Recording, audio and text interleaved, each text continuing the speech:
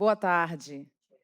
Sejam muito bem-vindos ao encontro Belém 2030 Agenda Público-Privada, uma iniciativa do Portal O Fluxo que hoje reúne neste espaço lideranças empresariais, representantes da gestão municipal e convidados para um momento de diálogo sobre temas estratégicos para a cidade. O evento nasce a partir de uma proposta editorial do Portal O Fluxo de ampliar o debate público em Belém, criando espaços qualificados de conversa sobre questões que impactam diretamente o cotidiano e o futuro da capital paraense, como infraestrutura, desenvolvimento urbano e ambiente de negócios. Agora, convido a todos para assistirmos um vídeo institucional do Portal O Fluxo.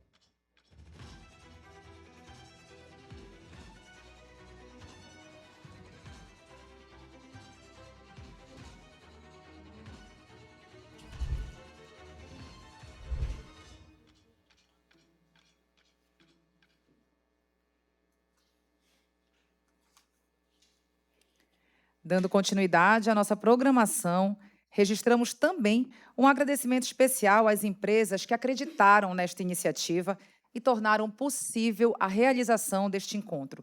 Agradecemos a TEM Incorporadora. A TEM Incorporadora, ela apresenta ao mercado o condomínio Via Ápia, um empreendimento planejado para oferecer conforto, praticidade e exclusividade em um endereço com excelente localização.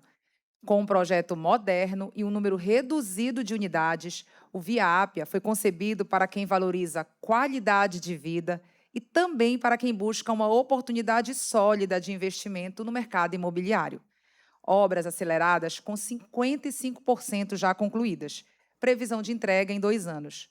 O avanço significativo da obra reforça o compromisso da TEM Incorporadora com a qualidade e o cumprimento de prazos, consolidando o Via Ápia como uma excelente oportunidade para quem deseja morar bem ou investir em um empreendimento seguro e valorizado. Vamos assistir a um vídeo agora.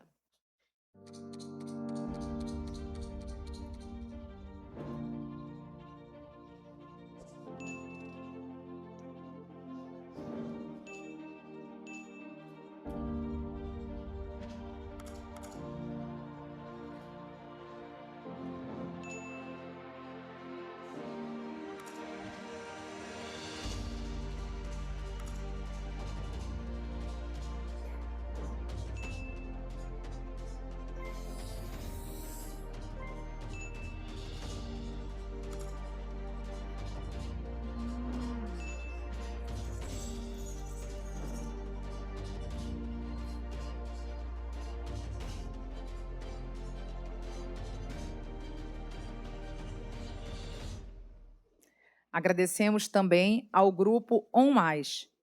A gestão On Saúde é uma empresa especializada na gestão de serviços em saúde, reconhecida por sua atuação estratégica na otimização de processos, qualificação de equipes e ampliação do acesso à assistência médica de qualidade. Ao longo de sua trajetória, a empresa vem ampliando seu impacto por meio de projetos que promovem mais agilidade, organização e excelência no atendimento, sempre alinhados às demandas reais da população e dos gestores de saúde. Mais do que gerir serviços, a On Saúde atua como parceira na construção de soluções que fazem a diferença no dia a dia de quem cuida e de quem precisa de cuidado. Convido a todos para assistirmos o vídeo.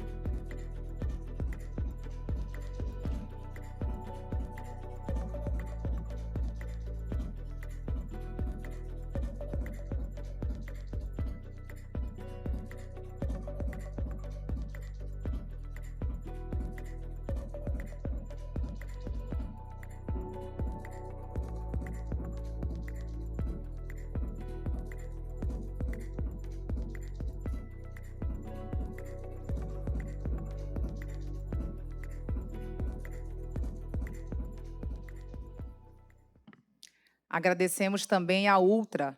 As empresas Ultra atuam de maneira integrada nos setores de comunicação visual, gráfica, malharia e mídia exterior, oferecendo soluções completas para o fortalecimento de marcas. A Ultra Placas e Impressões é especializada em comunicação visual e gráfica offset, desenvolvendo projetos que vão desde materiais impressos até fachadas e estruturas de alto impacto, atendendo empresas de diferentes portes.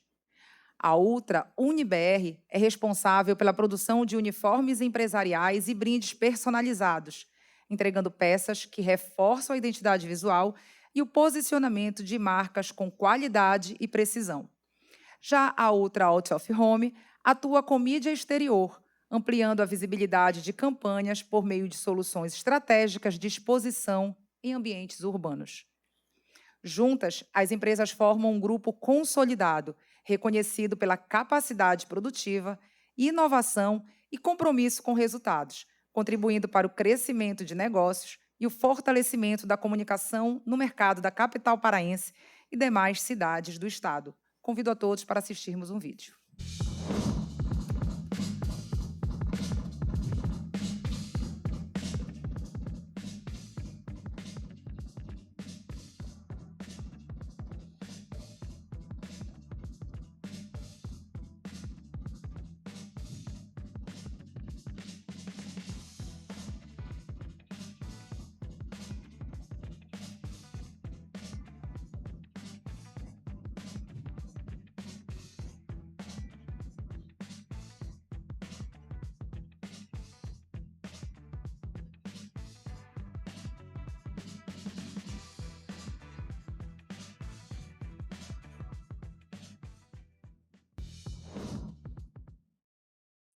O apoio de todas as instituições reforça a importância de iniciativas que promovem o diálogo e a troca de experiências entre diferentes setores da sociedade.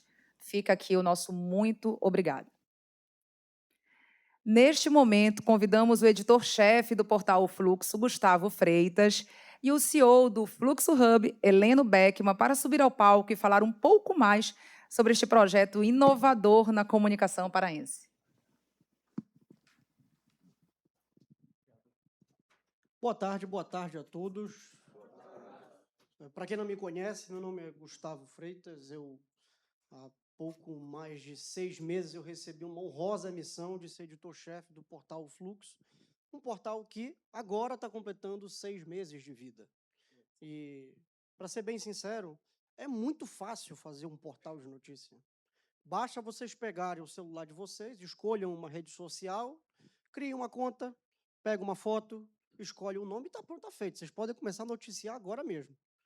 O difícil é você criar valor para esse portal. O valor é o que realmente importa e é o que demanda o nosso tempo e demanda muito trabalho diariamente, que é para que o portal não seja apenas um portal qualquer, um portal que fica veiculando notícias por aí. A gente busca muito mais que isso. Ano passado, Belém abriu as portas para o mundo conheceu Belém, falaram muito bem de Belém, falaram muito mal de Belém, mas falaram de Belém. E aquela sensação que eu acho que quase todo, porque ainda tiveram alguns amargurados, mas boa parte dos paraenses sentiram, quando viram a COP acontecer, de caramba, a gente provou para o resto do mundo que eles estavam errados, que dava para fazer um evento dessa magnitude aqui.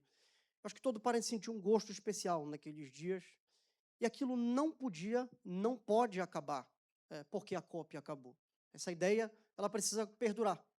E você manter uma cidade em alta, você elevar o nome de Belém para o resto do país, para o resto do mundo, ela exige que a sociedade atue em conjunto.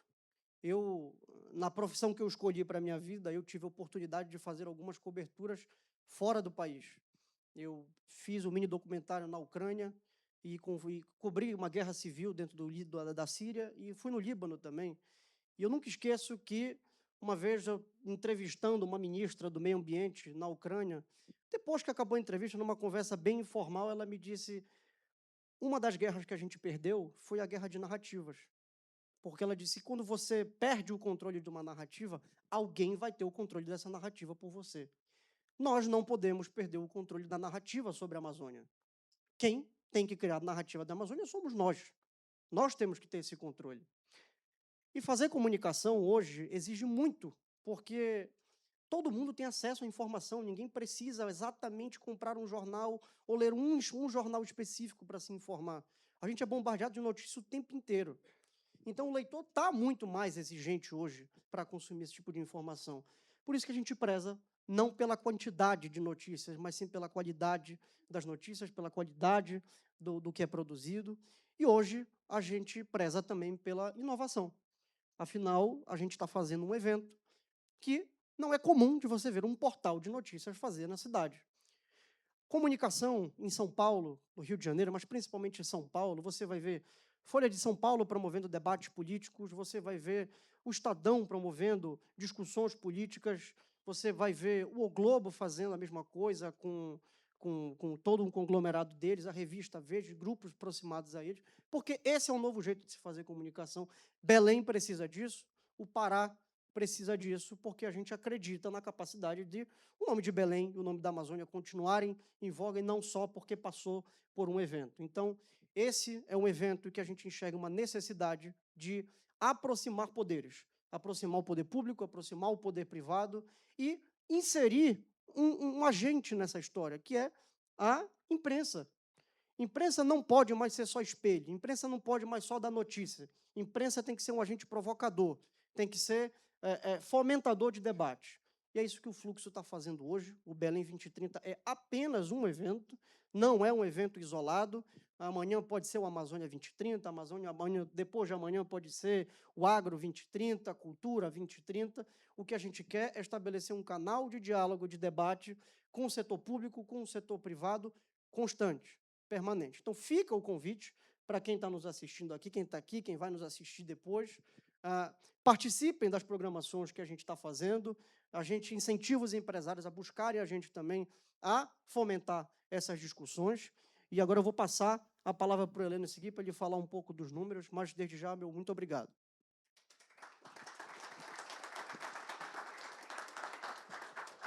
Bom, para os que não me conhecem, eu sou Heleno Beckman, eu sou fundador do Fluxo Hub.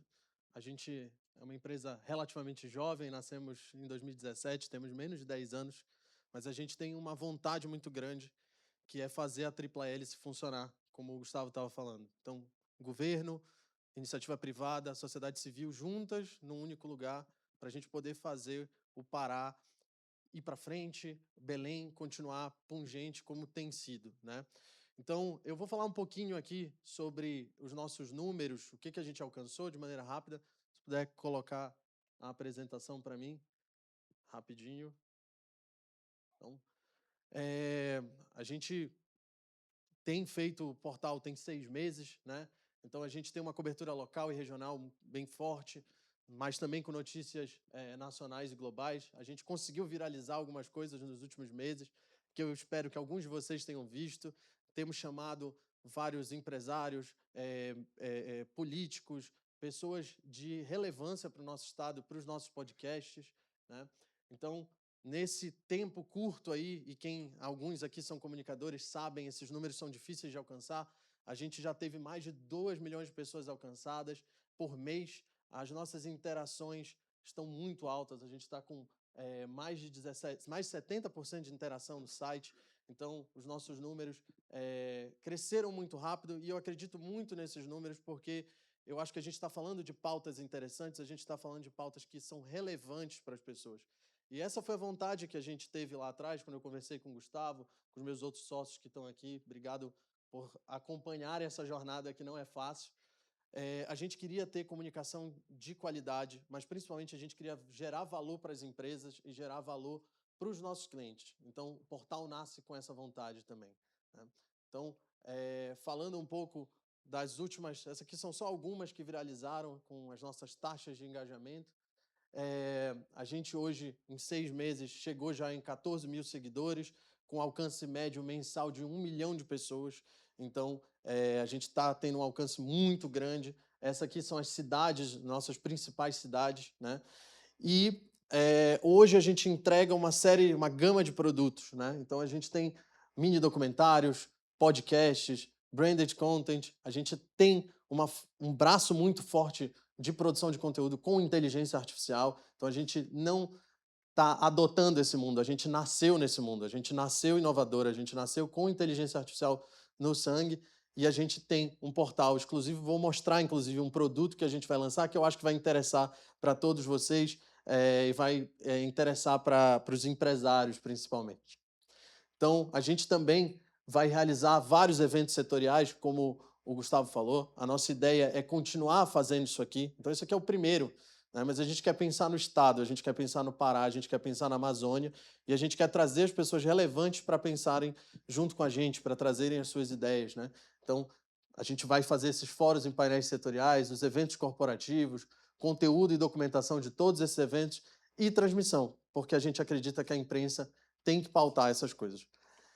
E aí eu vou te pedir para colocar aquele videozinho. Esse aqui é um spoiler, tá?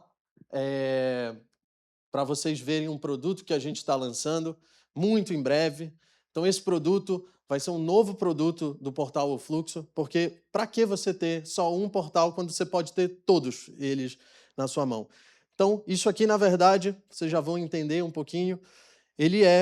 A gente utilizou a inteligência artificial, a gente utilizou todo o poder da inteligência artificial para trazer para o nosso público análise em tempo real, principalmente para os empresários, principalmente para pessoas que precisam estar bem informadas. Então, imagina você abrir uma notícia com ações e desempenhos das empresas no mercado de ações. Eu acho que travou. Pronto. E você poder ter um histórico, né? Você poder analisar ponto a ponto do que está acontecendo sobre aquele assunto. Mais do que isso, você poder entender as estruturas de poder que estão sendo afetadas, os interesses narrativos, quem ganha, quem perde dentro dessa história e quem não está cobrindo essa história. Se a direita está cobrindo, se a esquerda está cobrindo, quais são as perspectivas? Quem é que ganha mais nisso? Isso aqui eu acho que é uma das coisas mais legais também. A gente ter análise de mercado em tempo real, tá? Sobre mercado de ações, quais são os índices relacionados, os índices mais importantes. Então, a gente vai entregar isso na palma da mão de vocês. Mais importante, como vocês viram, isso aqui vai juntar vários portais de notícia. A gente tem mais de 500 fontes de portais de notícia agregadas dentro desse produto aqui. Então, você não precisa mais ter só um, assinar só um. Você pode assinar todos eles ao mesmo tempo, na palma da sua mão. E eu espero que vocês sejam os primeiros. Em breve, nas próximas semanas, a gente vai lançar esse produto. Como a gente tem o contato de todos vocês, obviamente a gente vai fazer uma oferta especial, porque isso aqui a gente quer que vocês construam junto com a gente. E eu queria agradecer. Nós somos tão democráticos que você não precisa nem ler só a gente está dando um monte de portal. Exatamente. Do mundo todo, tá? Talvez nós quase todo mundo.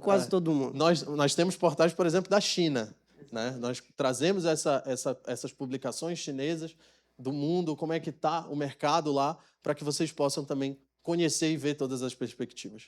Então, gente, esse é só o primeiro de muitos. Queria agradecer a todos vocês. Eu vou deixar a quem realmente interessa a gente conversar agora. Muito obrigado por estarem aqui.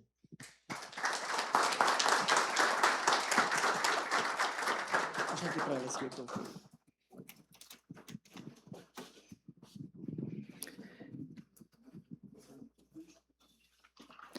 Gostaria de convidar ao palco Felipe Freitas, responsável pelo Observatório da Indústria do Pará, para fazer uma fala inicial sobre as perspectivas e projetos da indústria paraense para os próximos anos.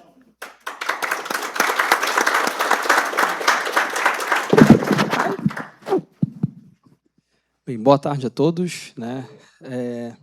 Primeiro, parabenizar o evento, Heleno, Gustavo, parabéns, assim, acho que é um evento importante, é um tipo de evento importante em Belém. A gente promover esses debates, essas discussões, eu acho que é sempre muito válido e já ansioso por esse produto aqui para ajudar, né? Lá no Observatório a gente tem as IAs que a gente aplica, mas é para dados, né? Não é muito nessa perspectiva narrativa, que é muito jornalística, tem um outro viés, né? Lá a gente usa para dados, informações, então estou já na expectativa. Bem, pessoal, rapidamente me apresentando, né? Meu nome é Felipe Freitas, eu sou o atual gerente do Observatório da FIEPA, da indústria, e vim aqui representando não só a FIEPA, mas também para falar um pouquinho sobre essa perspectiva de dados e informações, né? O observatório ele é novo aqui no Pará. Todos os estados, na verdade, têm um observatório da indústria, tá? Isso é normal. A Confederação Nacional ela orienta que os estados formem esses observatórios. E, no nosso caso, a gente inaugurou o nosso em 2024. Então, pensando que tem observatórios com 20 anos de idade, o nosso é como se fosse um bebê ainda, né?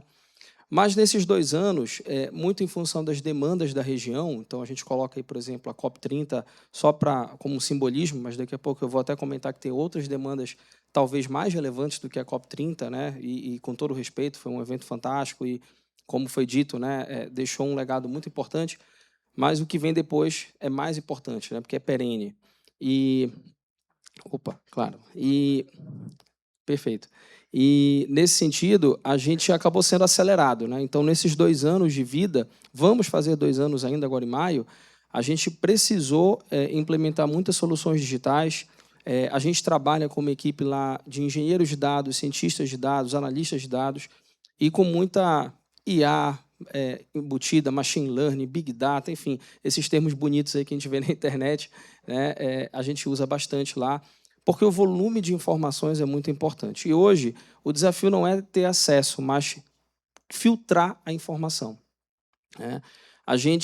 E aí, quando a gente fala que o filtro da informação ele é interessante, ano passado, né, até a pedido da federação, a gente ficou monitorando as notícias que saíam em relação a Belém, a COP, enfim. E toda semana tinha algum dado publicado com equívoco a respeito ou da COP ou da nossa região, né? E como nós temos lá nossas técnicas de web scraping, enfim, de monitoramento, a gente já levava para a federação para que ela se posicionasse, né? Então, olha, saiu um dado aqui que está errado, não é esse dado, o dado público está equivocado. Aí a federação ia e fazia aquela nota em prol da região, em prol da economia local, enfim. Então, a gente sabe que isso é uma realidade, e por isso que eu digo que iniciativas como essa, que trazem informação de qualidade, né, que passam por uma curadoria adequada, elas são fundamentais, né? Hoje, Belém, a região norte, a Amazônia, ela está no olho do mundo, né? O mundo está olhando para cá, e então eles vão querer achar, né, problemas, eles vão querer achar oportunidades, e a gente, obviamente, nós temos que ser parceiros do mundo, mas construindo, e eu achei que foi muito legal, como você falou, a nossa narrativa. Acho que isso é fundamental. E o observatório, nesse sentido, tem tentado trazer um pouco dessa visão para a indústria local, né? A gente, curiosamente, apesar de ser um observatório da indústria, como as cadeias produtivas no Pará, elas são muito interconectadas, né? Então, você fala numa indústria, mas não dá para eu afastar o agro, não dá para eu afastar comércio e serviços, enfim, está tudo conectado. Então, a gente acaba também navegando um pouquinho em números que vão além da indústria, né? Em dados que vão além da indústria. E a nossa indústria é muito forte, a nossa economia é muito forte, mas ela tem também os seus gaps. Então, por exemplo, quando a gente olha no passado, né, fomos os maiores exportadores do Brasil de pesca, né? Temos uma exportação absurda de minérios de ferro, cobre. Hoje se fala muito de terras raras, minerais críticos e tal. Poxa, o Brasil está muito bem posicionado e o Pará tem uma posição de destaque. Nós fomos o 3º estado do Brasil com a melhor saldo de balança comercial, né? O saldo é exportação menos importação. O Pará se destaca muito. Contudo, vamos olhar agora as oportunidades, né? Quase 50% do PIB da indústria é só mineração.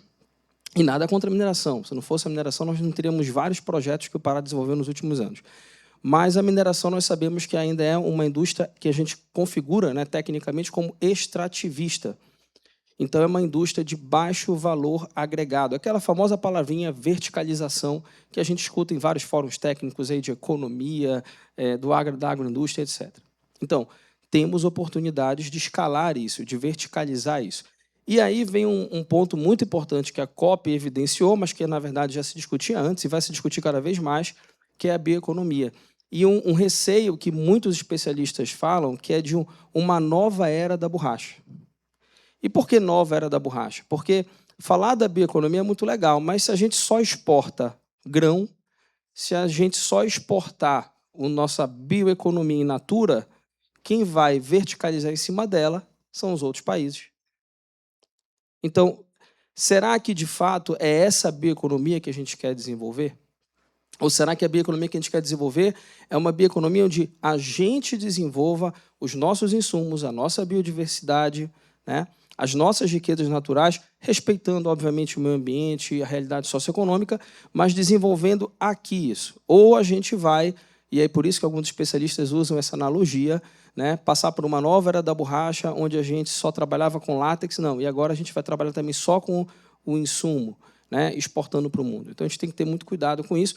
Essa é uma pauta, por exemplo, que hoje o Observatório ele dedica um tempo significativo para tentar trazer para a indústria a visão de como auxiliar a bioeconomia local em não ser uma nova era da borracha ou só mais um tipo de indústria extrativa, onde a gente vai tirar nossas riquezas naturais, mandar para o resto do mundo, o mundo vai agradecer, vai dizer obrigado, mas a gente não vai conseguir impulsionar o desenvolvimento.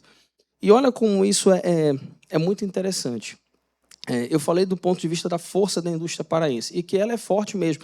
É a indústria mais forte, por exemplo, da região norte, em termos de participação de PIB. Não tem, apesar de termos a Zona Franca de Manaus, polo de referência, mas a indústria mais forte é a indústria do Pará. Mas, ainda assim, quando a gente olha para o Brasil, ela representa só 2,7% da atividade industrial. Não é nada. 2,7%. Isso não é quase nada. Eu falei agora há pouco que a balança comercial paraense é muito forte. É o terceiro maior estado do saldo. Só que mais de 70% desse saldo é minério de ferro. Então, será que a gente consegue ter perenidade de desenvolvimento, né? E será que a gente consegue impulsionar mais essa verticalização que é tão necessária? Mas, claro, com responsabilidade. Tudo que a gente fala hoje tem que ter, obviamente, o viés socioeconômico, ambiental, a gente tem que ter preocupação com isso. E a federação, a FIEPA, lançou essa preocupação há 2 anos atrás, em 2024, quando lançou um programa, o Heleno conhece muito bem, que é a Jornada COP+, onde a gente foi levantando exatamente esses pontos de cuidado pós-COP. Por isso que o nome era Jornada COP+, porque não era a Jornada COP30. Ela não era para COP30, ela era pós-COP30, por isso que é COP+. E agora a gente vem trabalhando muito isso, né? Como trabalhar a economia circular, como trabalhar a bioeconomia de uma maneira sustentável, de uma maneira perene, né? E que transforme socioeconomicamente a região. Então, não é só também, pessoal, um debate de aumentar ou não produtividade, né? E aí vem uma série de questões. Agora discute-se o fim da escala 6x1. A gente não vai nem começar a falar sobre isso aqui, que a gente vai embora. Vai ter que tirar o microfone de mim, Helena, porque eu não vou parar de falar. Mas, assim, a gente tem que estudar as coisas com muita cautela, olhar para dados, informações, com esse cuidado técnico, analítico, para a gente tomar decisões sem ser no calor do momento. E me preocupa muito, e eu acho que é por isso que é importante uma iniciativa como essa em ano de eleição, né? Porque a gente, às vezes, toma decisões ou é levado por um viés de momento para atender alguma demanda, algum anseio social ali que está, né, pulsante e está na mídia, e a gente tem que ter muito cuidado. Eu acho que o dado e a informação que passa por uma curadoria adequada e é trabalhado com responsabilidade, ele leva a decisões mais inteligentes, decisões cautelosas e decisões que, obviamente, vão levar a resultados melhores, né? E nessa linha, só para avançar, eu falei muito da bioeconomia, que a gente tem que ter um viés, mas a gente também tem para cá, para a nossa região, pessoal, grandes projetos a nível nacional, né? Muitos falam, chamam a região norte, a Amazônia, de uma forma geral, não só o Pará, como a grande nova fronteira econômica do Brasil. E não deixa de ser verdade, né? Então, eu vou dar só um exemplo, mas a gente poderia falar do Novo Carajás, enfim, tem vários projetos, mas vamos falar só de um que é um pouco polêmico, eu sei, que é a Margem Equatorial, né? Então, para quem não sabe, é o maior projeto da Petrobras para os próximos 10, 15 anos a nível nacional. O CAPEX dela, o capital dela, está mais de 50% destinado a esse projeto, e é um projeto que vai trazer sustentabilidade energética para o Brasil, né? E aí, obviamente, que tem que ter todo um cuidado, né? Usa-se um termo, e quem é da mídia sabe muito isso, né? O projeto da Margem Equatorial na Foz do Amazonas. Pessoal, quem não sabe, a extração da Margem Equatorial fica a 500 quilômetros da Foz do Amazonas. Então, quando eu falo na Foz, é um negócio meio complicado, né? É que nem eu falar que eu estou no Mangueirão, mas eu estou aqui. Mas eu estou no Mangueirão, estou muito longe, né? Então, assim, tem muitos aspectos técnicos, e é por isso que eu digo que a gente aprofundar o debate de demanda energética, de dependência energética, de uma matriz energética que seja sustentável. Então, hoje, quem estuda mais isso não chama de transição energética, mas de evolução energética. Quer dizer, a gente mantém as fontes de energia, mas a gente investe no crescimento de energia alternativa. Com certeza, energia solar, eólica e outras fontes são fundamentais para a gente. E que o Pará também é muito rico, inclusive, nesse potencial de geração de energia, por exemplo, solar, né? Então, hoje, a indústria vê os próximos, né, se a gente olhar para 2030, está muito perto. Eu vou até colocar para longe, os próximos 10 anos, como 10 anos que são muito promissores para a indústria paraense. Eu poderia até dizer que para a indústria amazônica, de uma forma geral. Por quê? Grandes projetos estão vindo para cá e, além dos grandes projetos, tem muita solução que pode sair daqui, né? Como eu falei, muito relacionadas à bioeconomia, ao uso responsável dos nossos insumos naturais, mas, ao mesmo tempo, obviamente, dos assuntos que hoje transbordam no mundo, terras raras, minerais críticos, etc.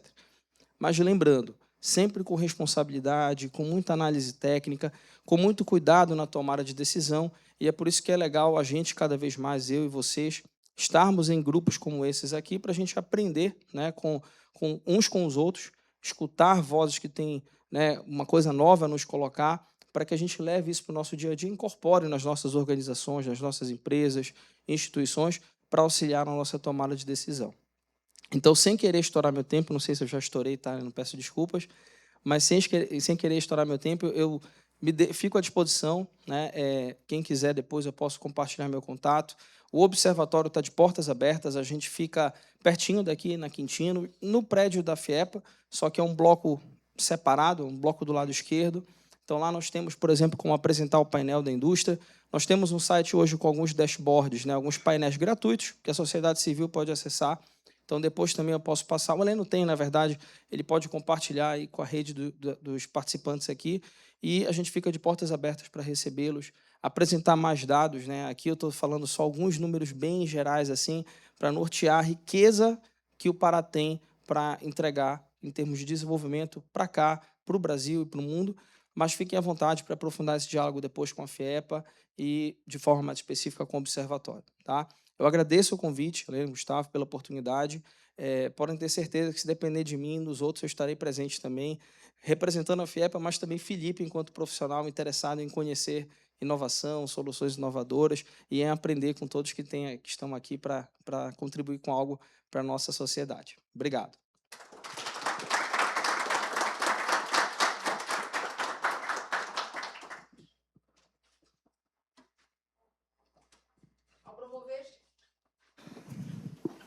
Ao promover este encontro, o Fluxo dá um passo além de sua atuação tradicional, propondo um formato que busca aproximar diferentes visões e experiências, reunindo no mesmo ambiente atores que participam ativamente da construção da cidade.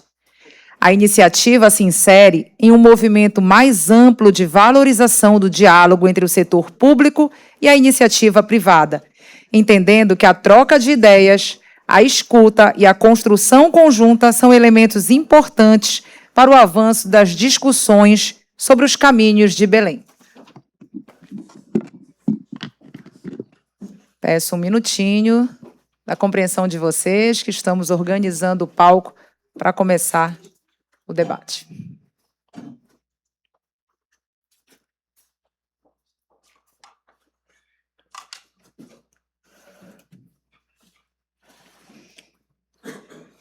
Gustavo, ele confirmou?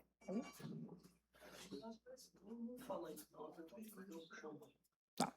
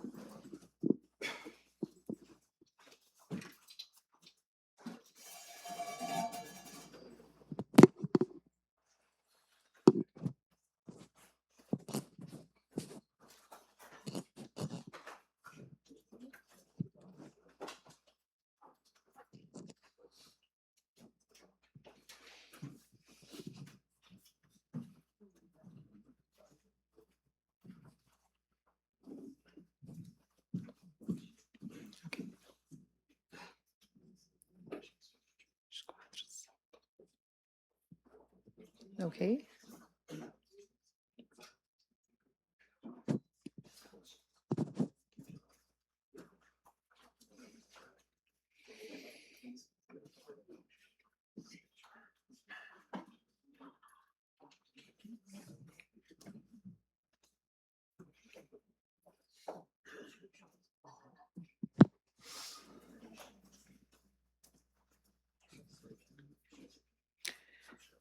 Convidamos agora para compor o nosso painel os participantes deste encontro que representam diferentes visões e experiências sobre os caminhos de Belém.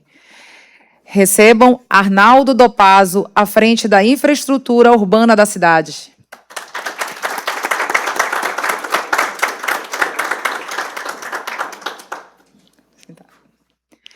Também convidamos Fábio Rodrigues, que atua diretamente na Agenda de Desenvolvimento Econômico e Ambiente de Negócios.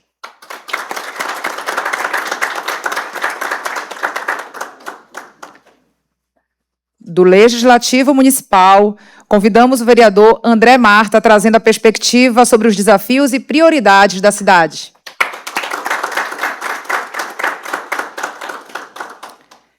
Representando o setor privado, convidamos Lucas Fialca e Maria Clara Amaro, que contribuem com a visão empresarial e de gestão para o desenvolvimento de Belém.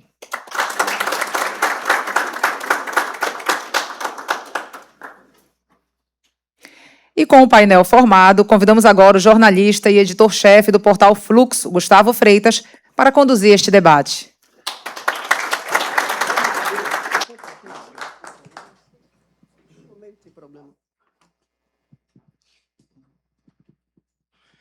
Boa tarde, mais uma vez.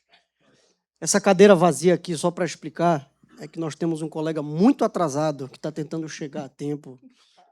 Mas vai chegar, ele vai chegar. Daqui a pouco a gente... Olha, aqui nós vamos ter uma conversa só para explicar para vocês aqui como vai funcionar e aqui também para os nossos participantes.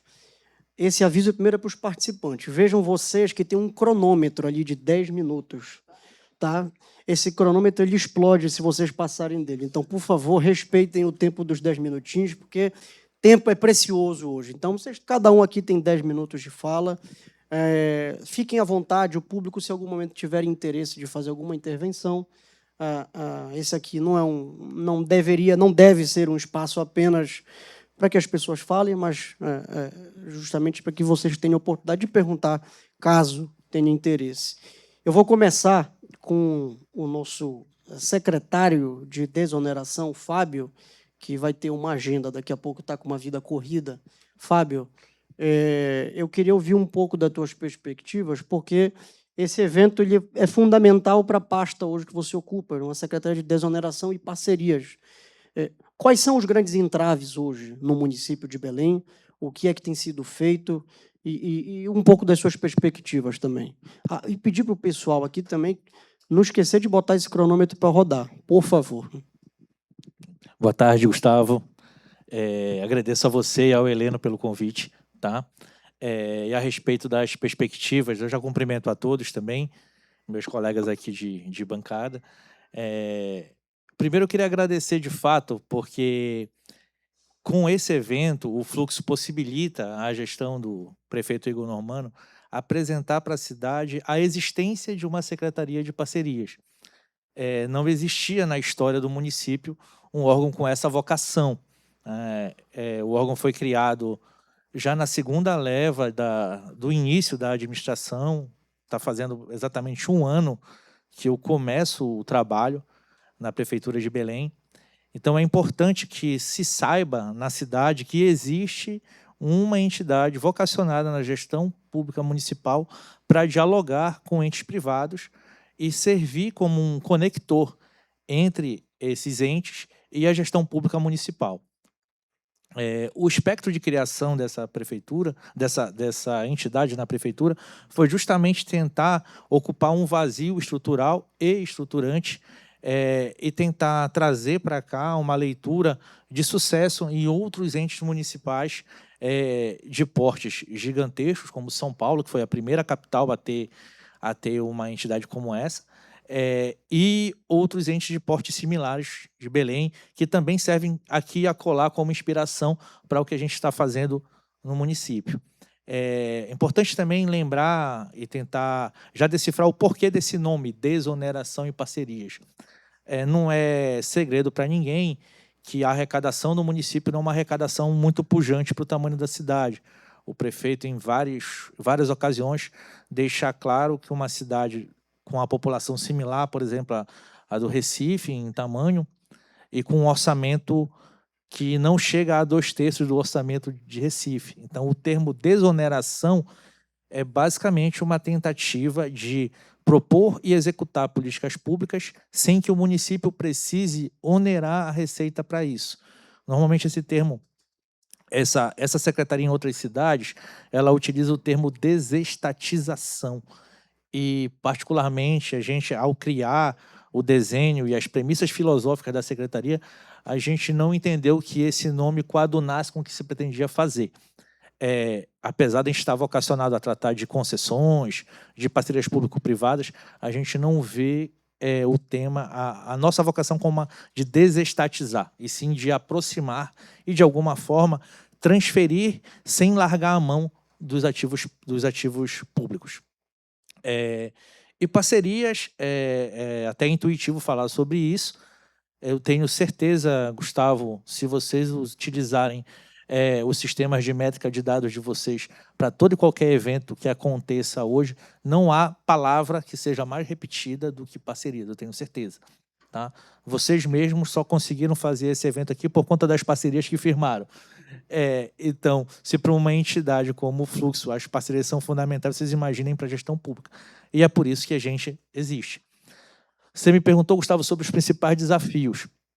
O principal diagnóstico que eu fiz logo ao chegar, somente diante de uma experiência pregressa de diálogo com entes privados, me estando na iniciativa pública, eu fui procurador da Infraero por mais de 25 anos, cheguei a ser o último gestor do aeroporto antes da privatização dele, e a gente já dialogava com o público há muito tempo. O professor Felipe esteve comigo em alguns momentos para tentar desenvolver participações e parcerias, a professora Paula da UFRA. Enfim, já há algum tempo eu busco entes privados para me auxiliar no meu trabalho como gestor público.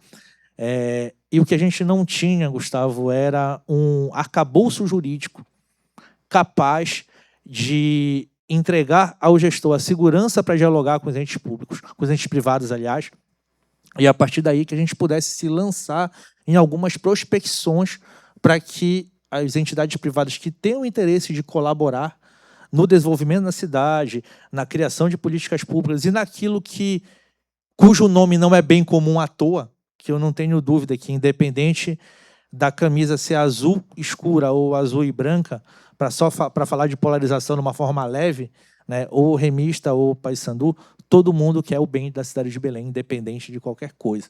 Né? Então, não é por isso que o nome da palavra é bem comum. Então, a gente precisou, logo nos primeiros meses, contar com um apoio muito forte da Câmara Legislativa. Eu agradeço muito, em nome do prefeito Igor, ao André Marta, o vereador, que foi uma das pessoas que contribuiu muito com isso, a lançar bases jurídicas para esse sistema. A gente reformou desde a lei orgânica para possibilitar, por exemplo, que Belém pudesse explorar naming rights de equipamentos públicos. Isso era impossível na forma da legislação. A gente reviu a legislação que rege as concessões públicas, o Conselho Gestor de Parcerias Público-Privadas. A gente reviu a legislação que trata da utilização de bens imóveis da cidade para permitir a concessão desses bens. Que mais? Criamos um programa de adoção de praças, tudo isso com base de mudanças legislativas. E a gente ainda está com algum gap. Eu tive a oportunidade de fazer uma visita de benchmark em Salvador no ano passado, junto com o meu amigo Rubinho, superintendente do Sebrae, que dispensa apresentações, que inclusive eu estou indo daqui a pouco para lá, para um evento deles, e eu conheci a Salvador Parcerias, que é uma empresa pública do município de Salvador, que tem a incumbência de fazer esse diálogo de uma forma mais tão assertiva quanto a gente está tentando fazer. E, por exemplo, lá eles têm dispositivos legais na mão deles, que a gente ainda está produzindo. Essa semana eu estou concluindo um, em breve deve estar lá com vocês, para que a gente tenha mais tranquilidade para usar mecanismos como os projetos de de interesse privado e as manifestações de interesse privado, as MIPs, a gente não tem hoje isso bem assentado no governo. Eu recebi, por exemplo, ontem mesmo, uma incumbência. Fábio, o Cinema Olímpia está quase pronto para ser entregue para a população.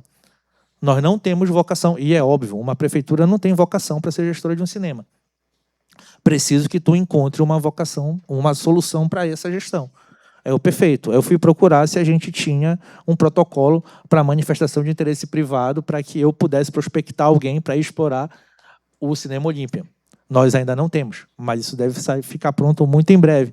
Então, se alguém tiver interesse em propor um projeto de exploração do Cine Olímpia, nós estamos prontos para ouvir e para dialogar para que isso aconteça da forma mais assertiva possível. Nesta mesma toada, temos alguns outros desafios, como, por exemplo, os parques lineares que nós herdamos como legado da COP. Precisamos encontrar um modelo mais assertivo, mais adequado, para que eles mantenham, né? Não só mantenham o que foi construído, que não é barato de manter, como a gente encontre vocações mais aderentes daquilo ali. Belém nunca teve parques lineares, em breve teremos outros na São Joaquim, enfim. Então, a gente precisa criar um modelo de exploração disso aí. Temos também interesse de buscar a escuta dos entes privados para exploração de casarões antigos com interesse histórico, que isso é feito com alguma pujança em cidades tão antigas quanto Belém, tipo Salvador, que eu coloquei como exemplo. Nós temos um prédio sensacional aqui, muito próximo, aqui na José Malcher, o Palacete Bolonha.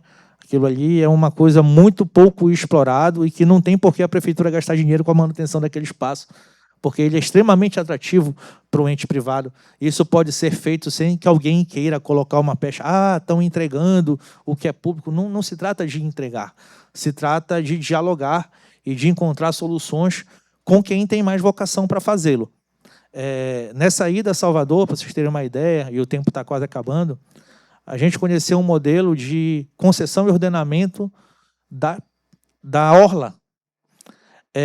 Acho que todos nós ficamos abismados de ver o que aconteceu em Porto de Galinhas no Réveillon. Foi uma notícia que repercutiu muito fortemente, de pessoas que foram agredidas por barraqueiros só porque quiseram sentar na beira da praia. No Rio de Janeiro, por exemplo, isso não acontece, porque a orla da Zona Sul já está sob exploração de um ente privado através de um modelo de concessão, que foi o mesmo aplicado em Salvador, e que eu tive a possibilidade de trazer um fundo de investimento da Dinamarca para mostrar a orla do Mosqueiro. Então, nós estamos trabalhando nessa possibilidade também. Então, assim, faltam 20 segundos para acabar o meu tempo, e eu vim da aviação, eu tenho muito cuidado quanto a isso. Então, essas são alguns horizontes, alguns cenários, e o meu telefone, o Gustavo, está autorizado a colocar à disposição de todos vocês. Eu estou pronto para escutá-los, com a bênção do corregedor-geral do município, que está bem aqui e não vai deixar eu fazer nada de errado. Américo, boa tarde, meu amigo. É isso. E desde já eu peço desculpa por a necessidade de me ausentar. Eu cito, antes de tu ir embora, eu vou te fazer uma rapidíssima pergunta. Por favor. O que você falou dos casarões. Eu acho que isso é de senso comum, que todo mundo que passa pelos casarões vê aquilo, hoje até já melhorou bastante, mas ainda tem muitos abandonados. O que falta ainda para que a gente consiga acompanhar outras cidades nesse tipo de conseguir ceder esses casarões? Na verdade, tem duas questões. Uma é que alguns casarões não são nossos e eles estão abandonados. Hoje, inclusive, a gente teve uma reunião, eu acompanhei o Procurador-Geral do Município numa reunião com o Ministério Público, da tutela do patrimônio histórico, enfim. Não existia também em Belém uma legislação que permitisse a arrecadação dos imóveis abandonados, para que, a partir daí, eles pudessem ser explorados de alguma forma. Esse é um ponto. Tá? E o outro ponto, Gustavo, a gente tem algumas dificuldades, por exemplo, para eu poder fazer um processo de concessão. Quem é do ramo jurídico, como eu sou, sabe que a gente precisa montar alguns documentos técnicos para que a governança desse processo seja adequada. Entre esses documentos técnicos, nós temos termos de referência, estudos técnicos preliminares, e dentro dos termos de referência é muito difícil a gente conseguir montar, por exemplo, um termo de referência para usar o Francisco Bolonha, por exemplo, como uma espécie de hub de negócios, onde ele possa ser explorado, por exemplo, como uma hotelaria de alto luxo, um cowork, um café, ainda manter ele aberto como um museu. É muito trabalhoso fazer esse desenho, a gente não tem literatura o suficiente e eu não consigo nem mensurar, por exemplo, caso precise fazer uma concessão, eu não consigo nem fazer o orçamento prévio, porque são atividades que acontecem hoje. Se a gente for pensar em alguns centros culturais que são conectados por entidades privadas, isso já acontece, mas eu, para conseguir licitar, isso é muito difícil. Por isso, um instrumento como a manifestação de interesse privado, que funciona basicamente para quem não conhece. Alguém se interessa, nos apresenta um projeto de exploração de um bem público dentro desse segmento, por exemplo, usando esse mix que eu coloquei aqui rapidamente para vocês. A gente recebe aquele projeto e lança aquele projeto para o público, para quem se interessar em explorar. Qual é o primeiro ganho de qualidade? A gente não gasta 1 centavo de hora de trabalho de ninguém. A gente não paga por essa consultoria. E, no resultado final de uma licitação, o projeto vencedor vai ser pago ou se quem propôs ganhar a licitação, ou quem ganhar a licitação remunera o projeto. Tudo que a Salvador Parcerias fez recentemente, Gustavo, fez com base nisso aí. E hoje eu não tenho um instrumento normativo que me dê amparo para fazê-lo. E esse documento está sendo gestado e, muito provavelmente, eu espero que até o final de abril já haja uma publicação no decreto para que eu possa ir ao mercado, de repente, num outro evento de vocês, utilizar isso como uma forma de prospecção para que os interessados venham. E, assim, para vocês terem uma ideia do nível de transparência, eu estou falando isso num espaço público, para ficar muito claro que não há direcionamento. O que eu preciso é que vocês, entes privados, que eventualmente entendam isso como algo que pode ser atado à política de vocês, uma possibilidade de eventual lucratividade ou um ganho de imagem, o que quer que seja. Eu digo, Gustavo, que o principal ônus da gestão municipal também é ser o principal capital. Tá? O principal ônus, de fato, é a quantidade de munícipes que precisam ser abrigados pelos serviços públicos. Mas essas pessoas, e honrando até o nome do portal, onde há fluxo, há interesse. Eu, quando militava ainda no ramo da infraestrutura aeroportuária, era muito fácil vender qualquer coisa no aeroporto de Congonhas, 20 milhões de pessoas por ano no espaço daquele, em Guarulhos, 30 milhões de pessoas por ano. A maior receita da McDonald's abaixo da linha do Equador é o McDonald's do aeroporto de Guarulhos. Por quê? Porque tem fluxo. Então, onde há pessoas, a gente consegue trabalhar. Esse projeto singelo de adoção de praças, que ainda não emplacou o quanto deveria emplacar, talvez por uma falta de sensibilidade de algumas pessoas que, talvez, ao adotar uma praça, ao tornar aquela praça mais viva, que o nome do projeto é Praça Viva, e ele está atado numa gestão cavalheiresca até de dividir com a prefeitura a responsabilidade de manutenção de um espaço público, o nível de visibilidade, assertividade, simpatia que aquela marca pode gerar é intangível, mas eu não tenho dúvida do quanto é eficaz. Perfeito, obrigado. Alguém quer fazer uma pergunta antes da gente liberar o Fábio? Tenho. Fábio, de maneira rápida, esses projetos, eles são só projetos de cessão, por exemplo, de um espaço público, ou eles podem ser projetos, por exemplo, de formação, educacionais, enfim, outros tipos de projetos que não sejam só adotar um espaço público para... Vamos lá. Gustavo, tu lembras quando eu visitei a Cesupa enquanto gestor do aeroporto de Belém e ofereci à Cesupa que o aeroporto de Belém se transformasse no laboratório de pesquisa do Cesupa? Isso está acontecendo também nesse momento. Tá? A gente está trabalhando num edital de chamamento público para que as universidades, sejam elas privadas, sejam elas públicas, possam utilizar as suas áreas de pesquisa e extensão numa comunhão com o aeroporto, perdão, é o coração que está falando ainda da herança do tempo, com a cidade de Belém, para que elas nos auxiliem a desenvolver projetos. E naquela época eu lembro que eu falava para o Felipe, a minha ideia não é pesquisa teórica, é pesquisa aplicada, é alguma coisa que vire uma entrega. Então, assim, essa área aí, a busca pelo letramento e oferecer os desafios de uma cidade que não é fácil de ser gerida, de uma cidade que ela tem suas peculiaridades e dificuldades, também é uma possibilidade. Então, Belém, muito em breve, vai estar aberta para ser um grande laboratório de pesquisa. Legal. E a gente vai entregar aquilo que muitos pesquisadores não têm, e eu falo isso com tranquilidade, porque eu sou casado com uma pesquisadora da área da saúde, e muitas vezes o que os pesquisadores precisam é justamente algo a pesquisar, o local a desenvolver as suas tarefas. Além um outro chapéu, né, que a gente tem além da comunicação do portal, eu estou como presidente da Associação Paraense de Inovação e Tecnologia, que é a Açaí Valley.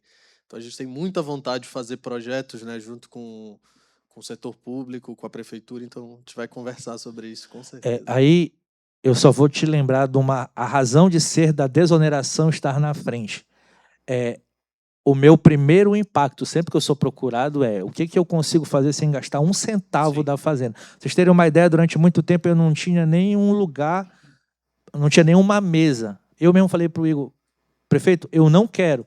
Ele, por quê? Porque eu consigo trabalhar sem gerar essa despesa. A despesa do meu posicionamento eu consigo trabalhar. Então, assim, pensem em situações onde o principal atrativo seja agregar a sua imagem ao ente municipal, poder bater no peito e dizer eu estou fazendo bem pela minha cidade, e a gente vai construir isso com muita tranquilidade. Perfeito? Obrigado, Fábio. Uma salva de palmas para o Fábio. Muito obrigado, Gustavo. Obrigado de coração. Fábio. E eu peço desculpa a vocês, que provavelmente, dentre as parcerias que foram criadas, existe um projeto muito bonito do Sebrae chamado Sala do Empreendedor. O Sebrae tinha salas de empreendedor em todos os municípios do estado, menos no município de Belém, por incrível que pareça. A primeira sala foi feita no Solar da Beira, um prédio histórico. Ele marca uma busca de reconquista do espaço do centro histórico e da preservação dele. E esse projeto foi inscrito num prêmio que o Sebrae coloca de Prefeitura Empreendedora, e nós estamos concorrendo, e eu preciso ir para lá para ver se a gente vai ganhar esse prêmio. Tá bom, pessoal? Muito obrigado mais uma vez. Boa tarde a todos. Eu vou pedir para o Dopazio pular uma cadeira para cá, para a gente... Bom, eu vou passar agora a palavra para o Arnaldo Dopazio, que está à frente de uma secretaria muito sensível, que é a Secretaria de Infraestrutura. E eu já jogo a bola para você, Dopazio, de falar um pouco dos principais gargalos da cidade que você tem aí à frente da pasta, para que todo mundo entenda o panorama de como funciona Belém e o que se enxerga como potencial para a cidade. Boa tarde a todos. Primeiramente, agradecer o convite, Gustavo, Heleno, pela iniciativa. Isso é fundamental a gente discutir e debater o que é melhor para a nossa cidade. Belém é uma cidade atípica, né? Se a gente observar a geografia de Belém, a gente quase é uma ilha. Nós só temos uma saída da cidade. E, além do mais, é uma cidade que está abaixo do nível do rio. Ali, na pessoal da geofísica, ali perto da universidade, se você perfurar, dá com menos de 1 metro, já dá na água ali. Então, é complicado. Mas eu vejo, de antemão, eu sou totalmente favorável a essas parcerias público-privadas. É a iniciativa para a gente buscar o desenvolvimento da nossa cidade. Pela essa complexidade, pela necessidade de projetos específicos, tá? Como a gente vem enfrentando constantemente com relação a pontos de alagamento na cidade, devido a essa situação. O que o Fábio falou, talvez o pessoal não se aperceba também da grande importância dessa parceria. Eu queria só fazer um adendo. Antes de eu vir para a prefeitura, eu passei 22 anos na Secretaria de Obras do Estado. E eu tive a oportunidade e a felicidade de cuidar dos projetos prioritários de governo, como os hospitais regionais, o Mangueirão, os centros de convenções. E nessa entrega dos hospitais, e especificamente a questão dos hospitais, o que me chamou a atenção, quando ela foi designada para ser administrada por por uma organização social, e passamos um ano acompanhando. E o Estado também não tinha essa informação na ponta do lápis. Para vocês terem uma ideia, um prédio complexo, vou pegar o hospital, ele gasta por ano 8% do valor da obra. 8% do valor da obra. É um negócio surreal. Aí, como o Fábio falou há pouco, e foi muito feliz, Belém ganhou os parques lineares, é uma coisa nova.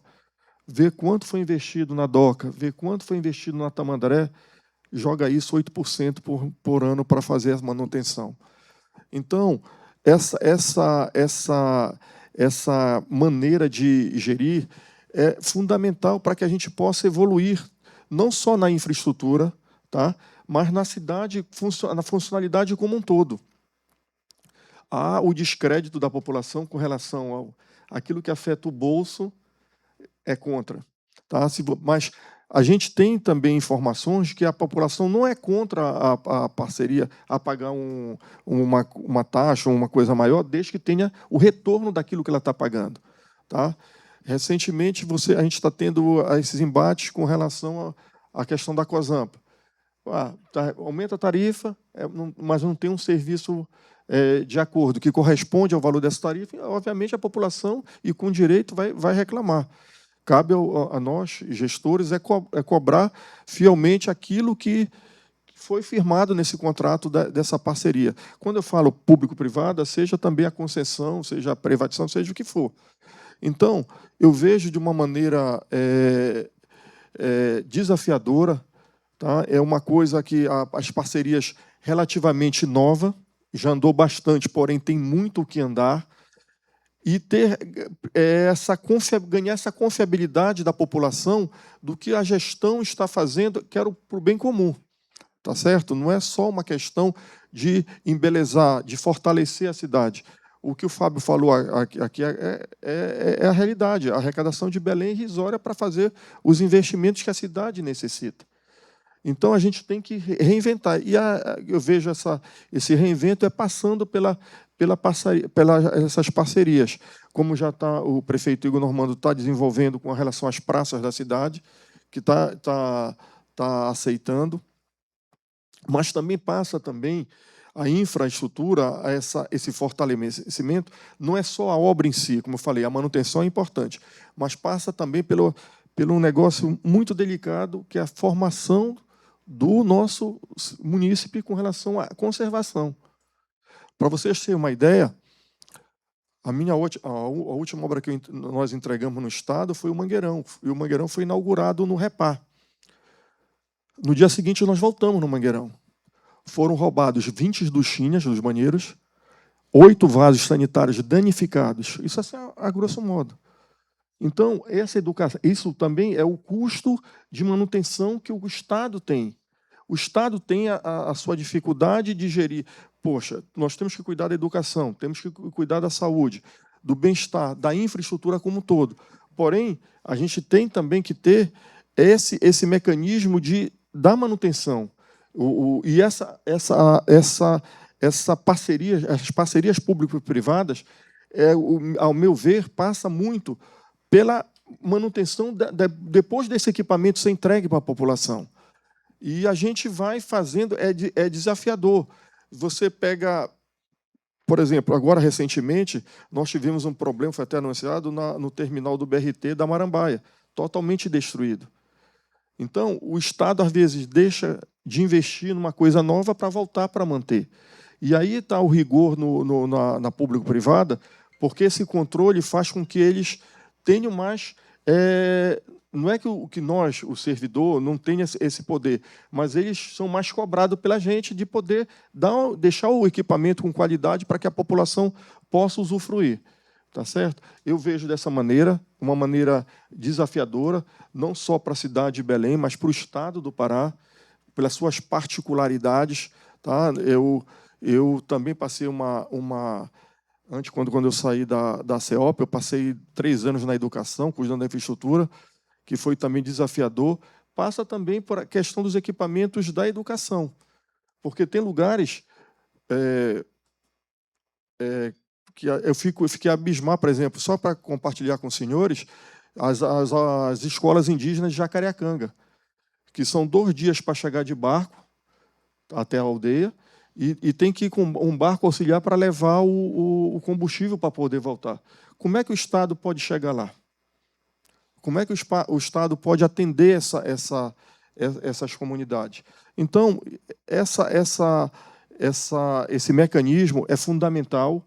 Eu acho que as parcerias público-privada bem formatadas, juridicamente, tecnicamente, só tem a ganhar todo mundo. Ganha o Estado, ganha o órgão gerenciador e, principalmente, ganha a população que está sendo beneficiada com serviços à altura que ela sempre exigiu.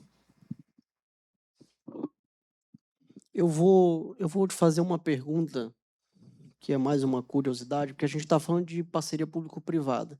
E a gente já não tem muito tempo, passou por uma polêmica por conta da ponte, ali na Júlio César. A passarela. A passarela, perdão. Eu queria que você falasse um pouco mais sobre essa situação, porque a gente tem um caso de parceria público-privada que, para a população, não deu certo. Como é que o poder público age? Nesse caso da passarela, eu deixar logo registrado que o custo total está sendo arcado pelo consórcio executor da obra. A prefeitura não vai colocar um centavo. Tá? E houve os indícios que a gente não dava a garantia de que a passarela podia ser consertada no local, fato, mas que não dava segurança de que, numa hora ou outra, com uma chuva, ela pudesse vir abaixo. E pela segurança de todos, nós optamos pela retirada dela, até para fazer as perícias, para que dê uma resposta à sociedade do que realmente aconteceu. Houve falha no projeto, houve falha na execução, enfim, a segurança era fundamental naquele momento. Então, não se trata de uma parceria ali foi uma licitação, tem um consórcio que ganhou a obra. E ele hoje vai arcar com todos esses custos da nova passarela. Então, isso também, você colocou, Gustavo, numa parceria público-privada, todo e qualquer benefício ou manutenção, vamos dizer assim, do equipamento é de responsabilidade dela. Aí fica o Estado no seu poder de cobrar a qualidade daquele equipamento, da forma com que o equipamento possa oferecer à população. Hoje nós temos vários equipamentos, nós temos aí o hangar, tem uma estação das docas, enfim, o mangal, e está dando certo. Uma coisa também, eu até conversando com o Fábio, ele falou, a gente ouve, e o pessoal elogia, que tem acessibilidade, que nós temos um dos centros históricos mais bonitos do Brasil. E se você andar pela Cidade Velha, é uma tristeza. Eu acho que também essa parceria desses casarões, não só com as empresas, mas sim com o proprietário do imóvel. Vamos chamar o proprietário para o nosso lado. Vamos ver o que ele precisa para conservar e manter aquele casarão, para revitalizar o centro. Então, é um jogo que cada caso é um caso. É um caso de você sentar na mesa e dizer, olha, o Estado diz, eu preciso disso, e você tem que fazer isso, aí ele vai dizer, olha, Estado, eu preciso disso para eu poder fazer. Então, essas conversas têm que sair, estão amadurecendo, o que eu estou falando, a gente está evoluindo, e a gente busca agora sair realmente do papel, mostrar a eficiência da gestão no sentido de oferecer ao nosso munícipe a melhor opção de se sentir, de dar qualidade de vida. Perfeito. Eu vou deixar espaço, caso alguém queira perguntar em algum momento, é só levantar a mão que a gente passa o microfone, tá bom? Obrigado, secretário. Uma salva de palmas, por favor.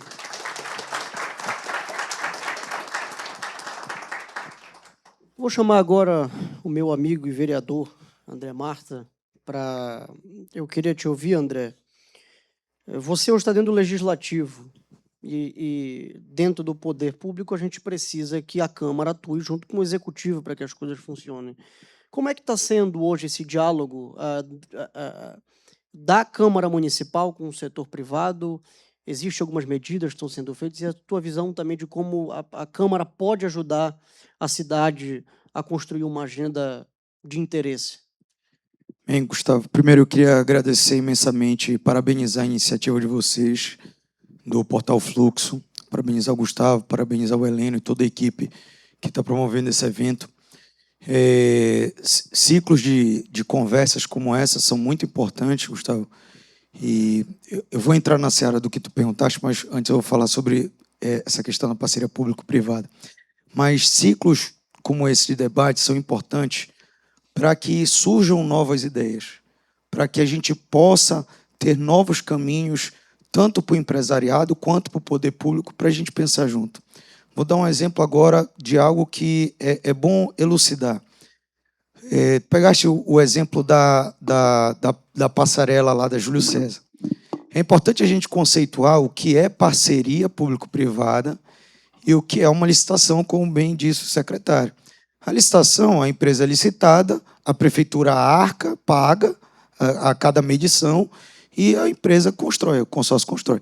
Na parceria público-privada, e aí por isso a ideia da Secretaria de Desoneração da gestão do Igor Normando é justamente pegar o que a cidade tem de ativo, que está ou subutilizado ou com baixa manutenção por falta de verba para aquilo, e entregar para a iniciativa privada poder explorar mantendo o público, ou seja, não é privatizar o ativo, a gente não quer privatizar as praças.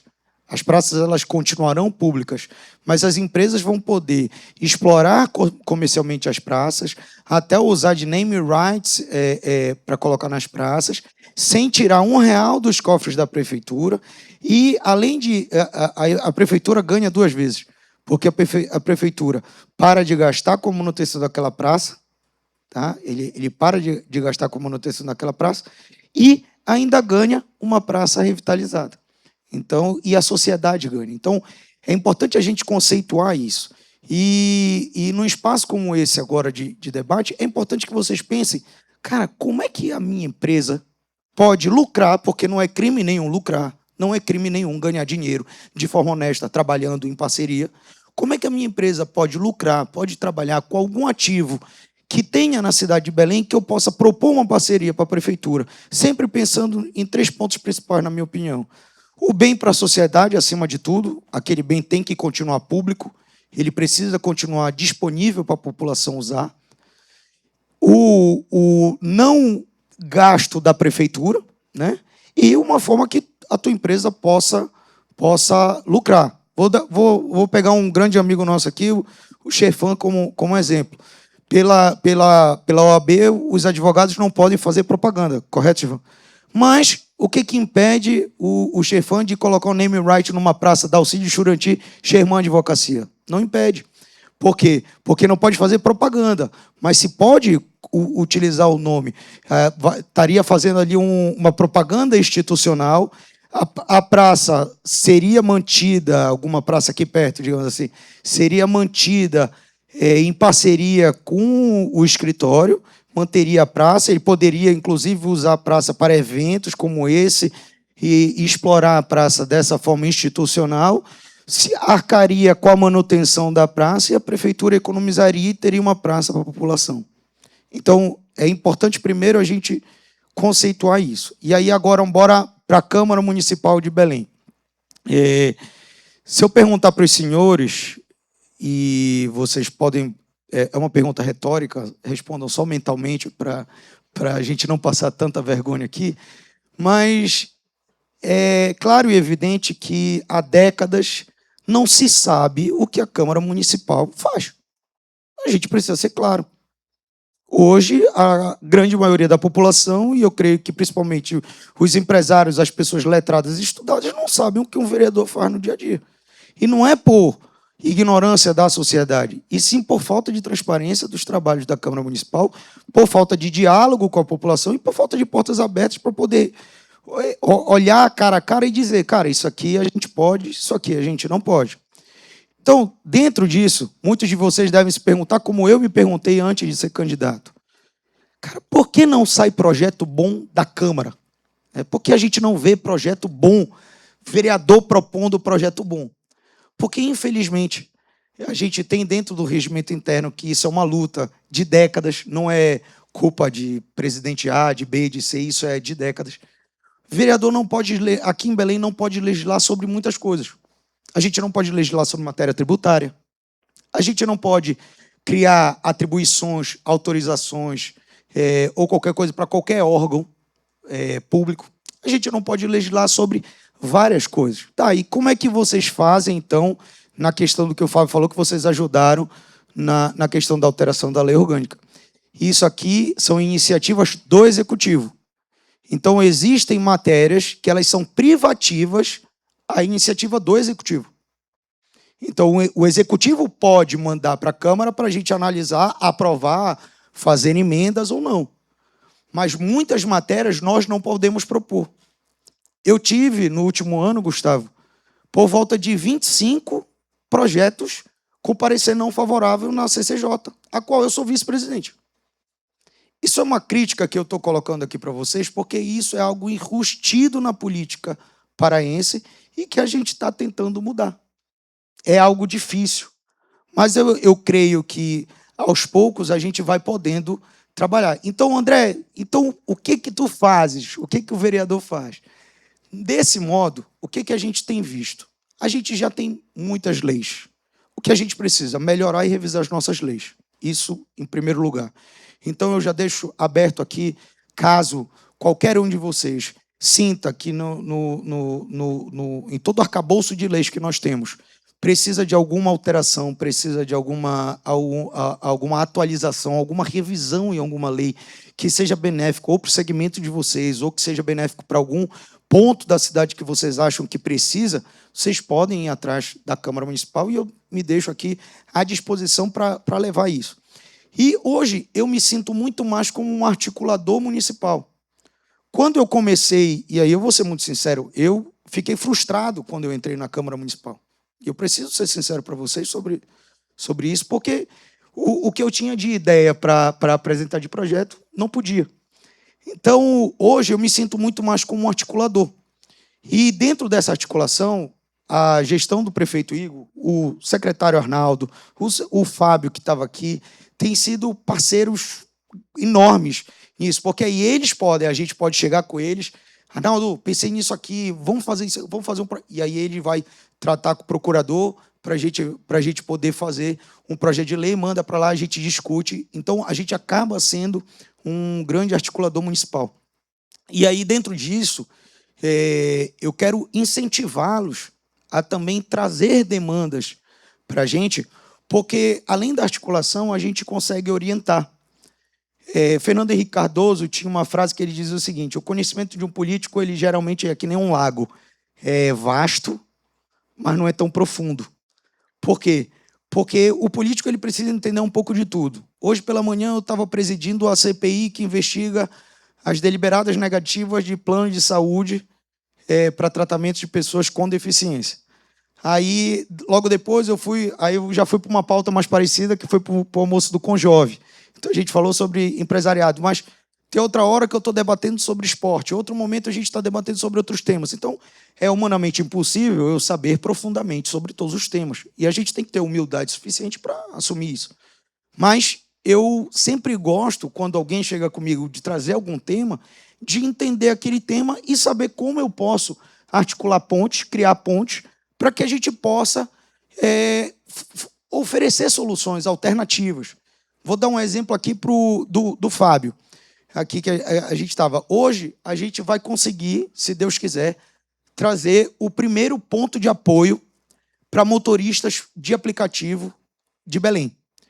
Talvez vocês não tenham talvez todos aqui usem algum aplicativo, né, seja iFood, Uber ou qualquer coisa, todo mundo aqui é usuário, mas talvez vocês nunca tenham se colocado na pele da pessoa que está ali no motorista. Vou dar um exemplo para vocês. Quem aqui tem banheiro no seu escritório? Levanta a mão. Tem banheiro para usar? Precisa. Todo mundo tem, né? Então, o motorista por aplicativo não tem. Aí eu costumo brincar, para homem é fácil, que faz em qualquer muro, qualquer pé de árvore. E para as mulheres motoristas? Que não têm sequer a dignidade de ter um banheiro para poder utilizar. Égua, já passou meus 10 minutos? Égua, pelo amor de Deus, bicho. Pode seguir, Então, pode falar. É porque... Mas... Não, sabe o que é? É porque no plenário, como fica a conversa paralela, aí agonia. Aqui tá todo mundo em silêncio me olhando, eu vou falar. Então, entendeu? Eu estou prestando atenção. Então, assim, Pode seguir. então a gente vai trazer o primeiro ponto de apoio de Belém. E o que isso é importante? Primeiro, a gente vai trazer dignidade para os motoristas e para as motoristas. A gente vai trazer, e a ideia é que no futuro a gente consiga forçar as empresas a elas bancarem esses pontos de apoio. Porque elas têm verba para isso. Em marketing, por exemplo. Tem como a gente pegar uma praça da Alcide Jurandir ali na Cremação, bota ali um container, faz um ponto de apoio, bota uma placa enorme da Uber. Ela não está fazendo propaganda ali? Vocês não estão vendo um monte de outdoor da Uber? Ela não paga aqueles outdoor? Qual é o problema dela manter um ponto de apoio, então, e usar aquele espaço como propaganda? Não tem problema nenhum. E o que é isso? Uma parceria público-privada. Então, essa articulação, e eu ainda digo mais, as parcerias, elas têm que ser de todos os lados, de todas as formas. Vou dar um exemplo para vocês. Esse mesmo ponto de apoio, quem está mandando a emenda para a construção do ponto de apoio é o deputado federal Joaquim Passarinho, que é meu tio. E o que é importante a gente pontuar, ele é do PL. Ou seja, ele é oposição ao partido do prefeito, ele é oposição ao partido do governo do estado, mas está em parceria para poder fazer o melhor para a população. Eu sou base da gestão municipal e da gestão estadual. Aí as pessoas me perguntam, cara, mas como é que tu apoia um deputado federal do PL e tu apoia o governador do MDB? E como é que funciona isso? Aí eu sempre falo a mesma coisa, porque quando tem um buraco na rua, quando falta um insumo em alguma unidade de saúde, quando não tem um banheiro para motoristas poderem usar, esse problema não é nem de esquerda nem de direita. Ele é um problema da população. E a gente precisa de pluralidade de ideias, pluralidade de opiniões para que a gente possa seguir no desenvolvimento. Então não adianta, se todo mundo aqui pensasse igual, a gente ia viver na idade das trevas. A gente precisa da diferença, a gente precisa do contraditório. O contraditório nos ajuda a evoluir e a desenvolver. Então, dentro disso, eu quero deixar aberto aqui, eu vou finalizar com uma frase para quem quiser fazer pergunta, mas eu quero deixar aberto aqui para vocês o seguinte.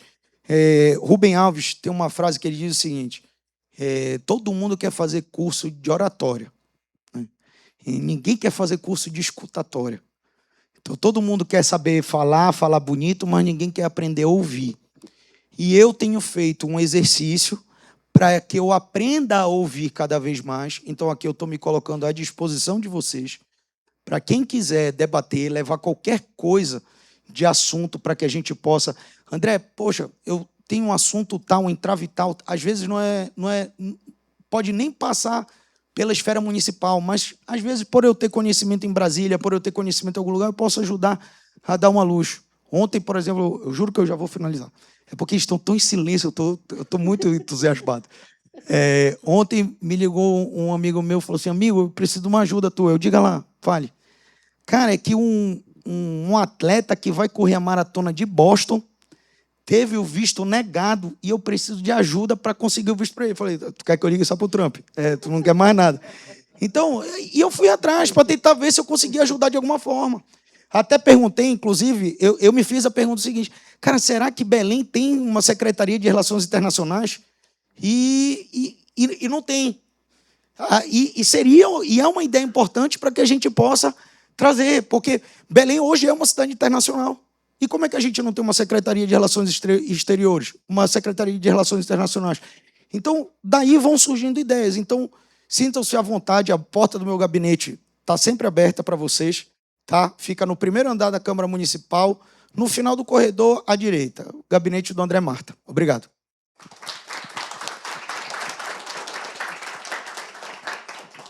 Obrigado, André.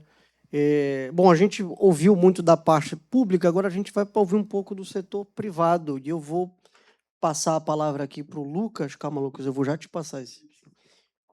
O microfone. Tá aqui, tem. Pronto. Não? Eu acho que eu te passo aqui, não tem problema. Não tem. Alô? Então, pronto. Eu vou te fazer uma pergunta e já fica para estender, Lucas, falar como você bem entender. porque hoje você é médico, está à frente da ON Saúde, CEO da ON. Como que a saúde, como que um médico, como que uma empresa voltada para a saúde, ela pode ajudar a desafogar, resolver um problema da cidade? E o mais importante, o que é que o poder público precisa fazer para ajudar vocês? Alô. Boa tarde, pessoal. Bom, agradecer ao convite do Portal Fluxo também. Eu até fiz uma breve fala ali ao chegar sobre a importância de trazer a saúde para ser discutida também. A gente acha que a saúde é algo... Saúde e educação normalmente são tratadas... São muito importantes, mas normalmente são tratadas à parte quando se fala de empreendedorismo. E a gente pensa muito em saúde como a execução, como o tratamento de doença, e esquece que também é um mercado gigantesco, né? E trazer isso para a discussão do público-privado é extremamente importante. Me apresentando brevemente aqui, eu sou Lucas Fialca, sou médico cirurgião. Hoje eu sou mais gestor do que médico, né? Sou formado pós-graduado em gestão em saúde na USP, Ribeirão Preto, e trabalho hoje à frente da diretoria executiva do Grupo ON, onde a gente tem a gestão saúde, que trabalha com diversas parcerias público-privadas, né?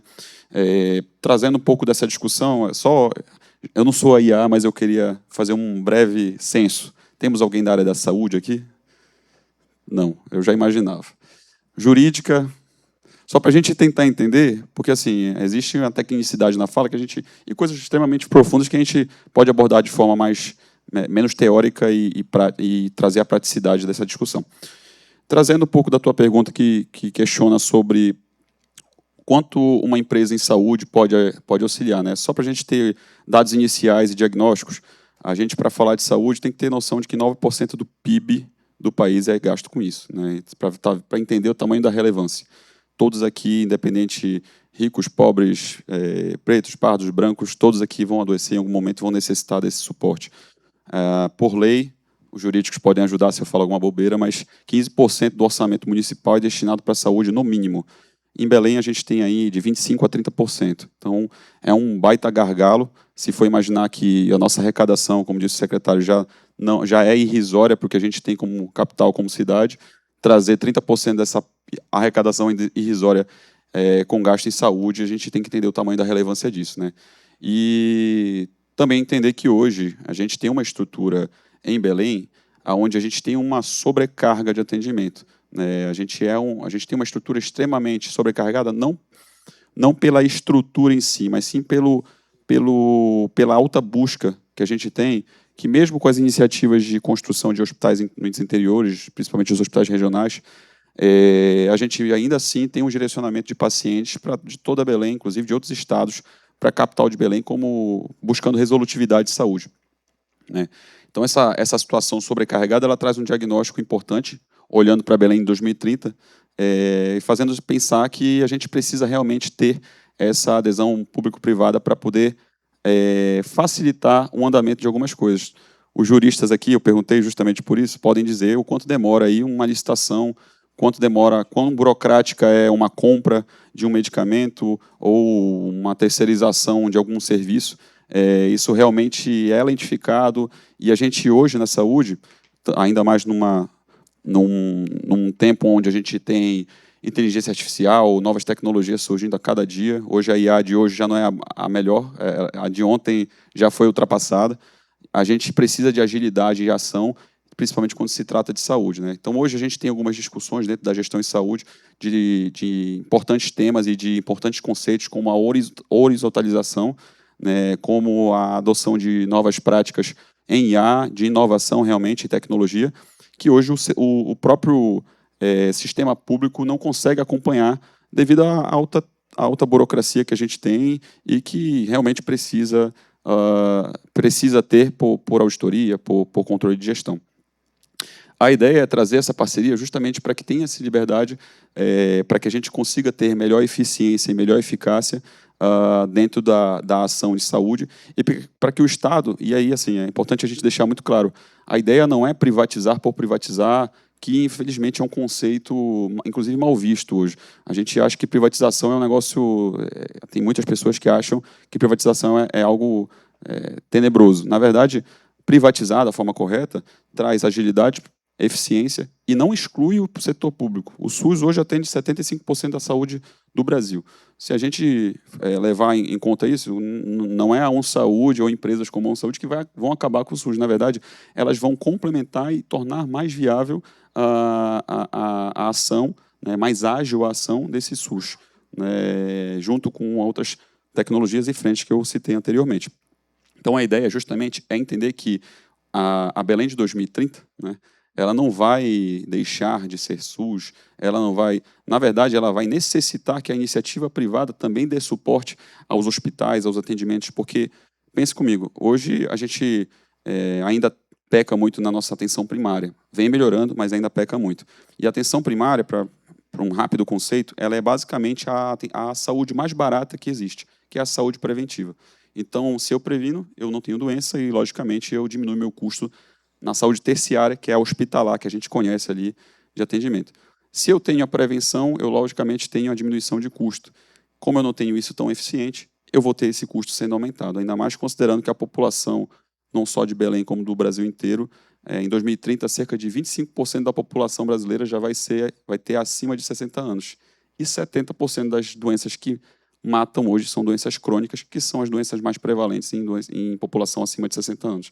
Então, a ideia realmente é olhar com maturidade para isso e entender que somente a iniciativa pública, por si só, no que tange a sua atividade, mesmo com todos os esforços, mesmo com todas as atualizações, ela não vai conseguir dar suporte total que a gente precisa.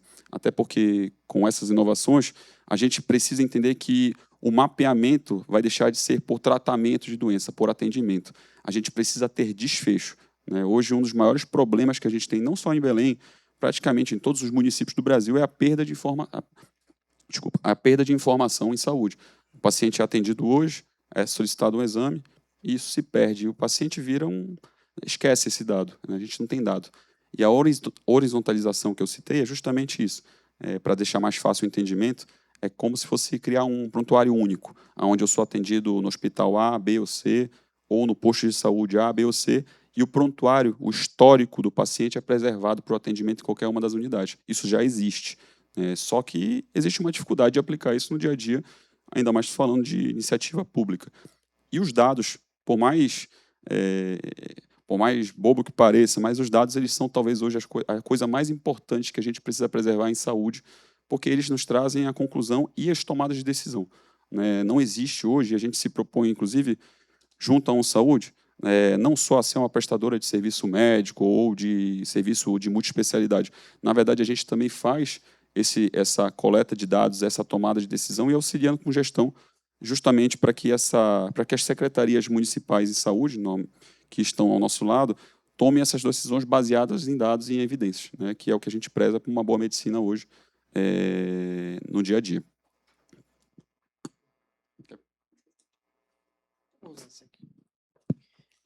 Eu lembro, Lucas, não sei se você lembra que quando o João Dória virou prefeito de São Paulo, ali em 2016, ele usou muito da influência que ele tinha no setor privado para desafogar o setor da saúde. Então, eram filas intermináveis de atendimento e que rapidamente os hospitais privados ajudaram o setor público ali a resolver o problema. Tem espaço para que isso aconteça hoje em Belém? Tem espaço, né? Na verdade, assim, a gente, independente de cunho político, de direita, esquerda, cima, baixo, a gente tem que reconhecer hoje os esforços, inclusive, do Ministério da Saúde, né, que vem aplicando políticas públicas que buscam impulsionar a inovação em saúde. Então, o próprio Ministério da Saúde vem reconhecendo isso quando lança esses editais novos. Aconteceu o mesmo também quando a gente teve o lançamento do programa Mais Especialistas, né, que é o PMI, que chamam a sigla, e que vem contemplando muitos municípios, não só Belém também, mas muitos municípios com atendimentos de especialistas, cirurgias, né, e essa visão do público, do privado, voltado para, por exemplo, esse exemplo da fila do João Dória, ele é um excelente exemplo de como a gente precisa ter a organização do público sendo talvez ou concluída ou complementada, eu acho que é a melhor palavra, pelo privado.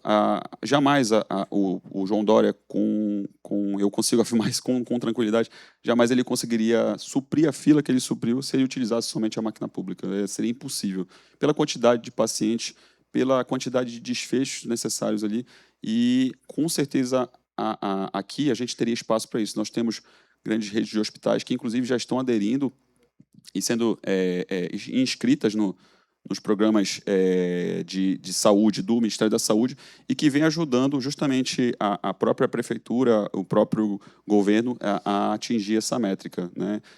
Falando sobre Belém em específico, é interessante a gente saber que isso já existe, inclusive para oftalmologia, cardiologia, né, que são as famosas OCIs, e que vêm sendo liberados e sendo extremamente eficientes, né? Hoje, a gente tem aparelhos de hemodinâmica que são contratualizados, tem hospitais como a Beneficente Portuguesa, a Ordem Terceira, que também complementam a rede de urgência e emergência, e a ideia, ao meu ver, é a gente ampliar essas parcerias para que tenha mais efetividade nos tratamentos e no suporte aos pacientes e à população de Belém. Perfeito. Muito obrigado, Lucas. Obrigado.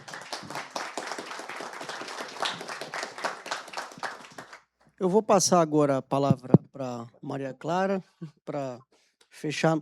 O nosso colega realmente parece que ele se perdeu no meio do caminho aqui, não apareceu, que era, na verdade, o Jorge Vaz, que era vereador de Belém, e essa semana se tornou aí o secretário de Educação mais jovem da história do município. Ainda agora ele pediu minha localização. Eu vou acreditar que ele bateu o carro no meio do caminho, ele se perdeu. Mas a Maria Clara, ela trabalha com consultoria, tem um amplo conhecimento de gestão, e eu acho que você pode dar uma visão empresarial sobre a agenda e o que trava uma gestão eficiente. Boa tarde a todos. Obrigado, Gustavo, pelo convite, né? E falando assim de gestão, né, eu vou falar mais assim da parte do privado. Achei até interessante, né? Sentou para cá, a turma do privado. Meio que uma com uma divisão aqui. Parece uma divisão mas estamos de sala juntos, de aula. né? Mas estamos juntos até o fim. E falando essa questão da parte de planejamento, de gestão. Eu sou engenheira civil, né? E, então, eu vim de uma ciência exata, então aquilo é o que é, concreto, é feito de cimento, com seixo, não tem muito como mudar. Quando eu já fui migrando para a administração, por conta do meu mestrado, o que a gente entende? Sociedade, organizações e pessoas, nós somos um sistema aberto. Isso parece um pouco filosófico, mas vou explicar aqui rapidamente, porque tem um tempo aqui no meu rosto. Nós somos influenciados o tempo todo. Tá?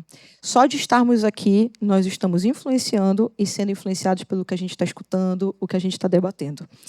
Quando a gente está falando, então, de planejamento, isso é muito importante, porque a gente vai entender como o mundo está, como a nossa cidade está, o que ela está precisando, o que ela está demandando, e eu preciso construir uma gestão baseada nisso. Só que a gestão ela não é apenas assim uma matéria, é só aquilo que eu vou fazer uma vez, vou fazer uma vez por mês, não é isso. A gestão ela é contínua, porque as coisas mudam. Tá? Então, até quando a gente fala aqui de 2030, a gente, claro, que tem que pensar o que eu preciso fazer para alcançar meus objetivos nesse marco. Mas a gente não pode também alcançar esse marco e, quando chegar lá, estar pensando em 2040, 2050. A gente está sempre pensando nesse horizonte. Uma das minhas etapas do mestrado, eu fui para o Japão estudar, e lá tem essa piada, né? O Japão está em 2050. E eles também falam disso. Só que eles falam que estão em 2050 desde 2000. E eles reconhecem que eles não fazem mais essa questão de pensar no futuro por várias questões. A China ultrapassou eles em vários indicadores, enfim. Mas isso mostra essa importância da gestão, até mesmo fazendo paralelo aqui. Um cliente meu da consultoria quer fazer uma parceria público-privada. Não pode simplesmente... Vou lá, me apresentar, vou falar à prefeitura, você não vai pagar nada, deixa comigo, que eu vou resolver. Precisa ter um planejamento e a prefeitura também vai querer isso. Porque a prefeitura, governo, o Estado, o que o poder público quer? É justamente o que foi falado aqui, é o crescimento sustentável de uma cidade, é o crescimento sustentável da população, geração de renda, isso é muito importante, mas isso só é possível alcançar quando eu tenho um planejamento, quando eu consigo fazer a gestão disso de fato. Tá? Então, é algo que é muito importante. As pessoas, quando eu falo que pessoas, eu estou falando de sociedade civil, estou falando de todas as organizações, não importa qual é o setor, que às vezes acaba apagando incêndio, vivendo por demanda. Por muitas situações, né? A gente é bombardeado de ruído. Eu fico reparando, quando eu estou em alguma situação, como agora, uso de celular. A gente está sempre usando o celular, a qualquer momento. E a gente abre o celular, e aí abre o Instagram, já vê uma notícia. Daqui a 5 minutos é uma outra notícia. Então, imagina fazer uma gestão de uma empresa, de uma sociedade, enfim, baseado nesse ruído, nessa velocidade. Né? Existe até mesmo um livro, que é aquele que é o Rápido e Devagar, isso é até mesmo uma teoria. A gente precisa ser rápido no que a gente vai fazer e como executar, mas a gente precisa também pensar. Então, quando a gente está falando da importância da gestão, vem muito para isso. Eu quero que a minha empresa cresça. Não é errado pensar em lucro. A gente tem que pensar em lucro, né? A iniciativa privada tem que pensar nisso. Nós temos que pensar de que forma eu vou ter lucro, mas não é aquele lucro que eu tenho lucro hoje e daqui a 2 meses eu tenho que fechar a minha empresa e eu deixo um rombo financeiro para um banco, estou vendo meus fornecedores, eu estou trazendo um problema para a sociedade quando isso acontece. Tá? Então, essa eu penso que é a principal importância aqui da gestão. E até trazendo um exemplo, eu tenho um cliente, não sei se já ouviram falar, que faz esses eventos que chamam de Brás Viva, que é o Marcelino Café, junto com o Casaroca, ali na Brás de Aguiar. Inclusive, domingo vai ter, estão todos convidados. É um evento aberto ao público. Nada se paga para estar lá. Vai ter música gratuita, vai ter banheiros e tudo. Isso é totalmente bancado pelas iniciativas privadas, que são justamente pelas empresas que estão aqui naquele espaço da Brás. E a gente sempre conversa muito, eu e meu cliente ali, o que a gente pode fazer para isso ampliar, isso conectar com outras situações da cidade? Não ser algo só pontual. Né? Claro, pode ser algo pontual, fazer um domingo por mês, mas por que não, pegando o exemplo aqui da praça, por que eu não pego uma praça e eu vou deixar ela para a população? Né? Afinal, eu moro aqui, eu quero que a minha cidade seja boa, eu quero que todos vivam bem aqui, mas que forma isso pode me trazer um retorno financeiro? Que é isso que, basicamente, eu penso o dia todo. Eu acordo pensando em trazer retorno financeiro, então a gente tem que realmente pensar nisso. Tá?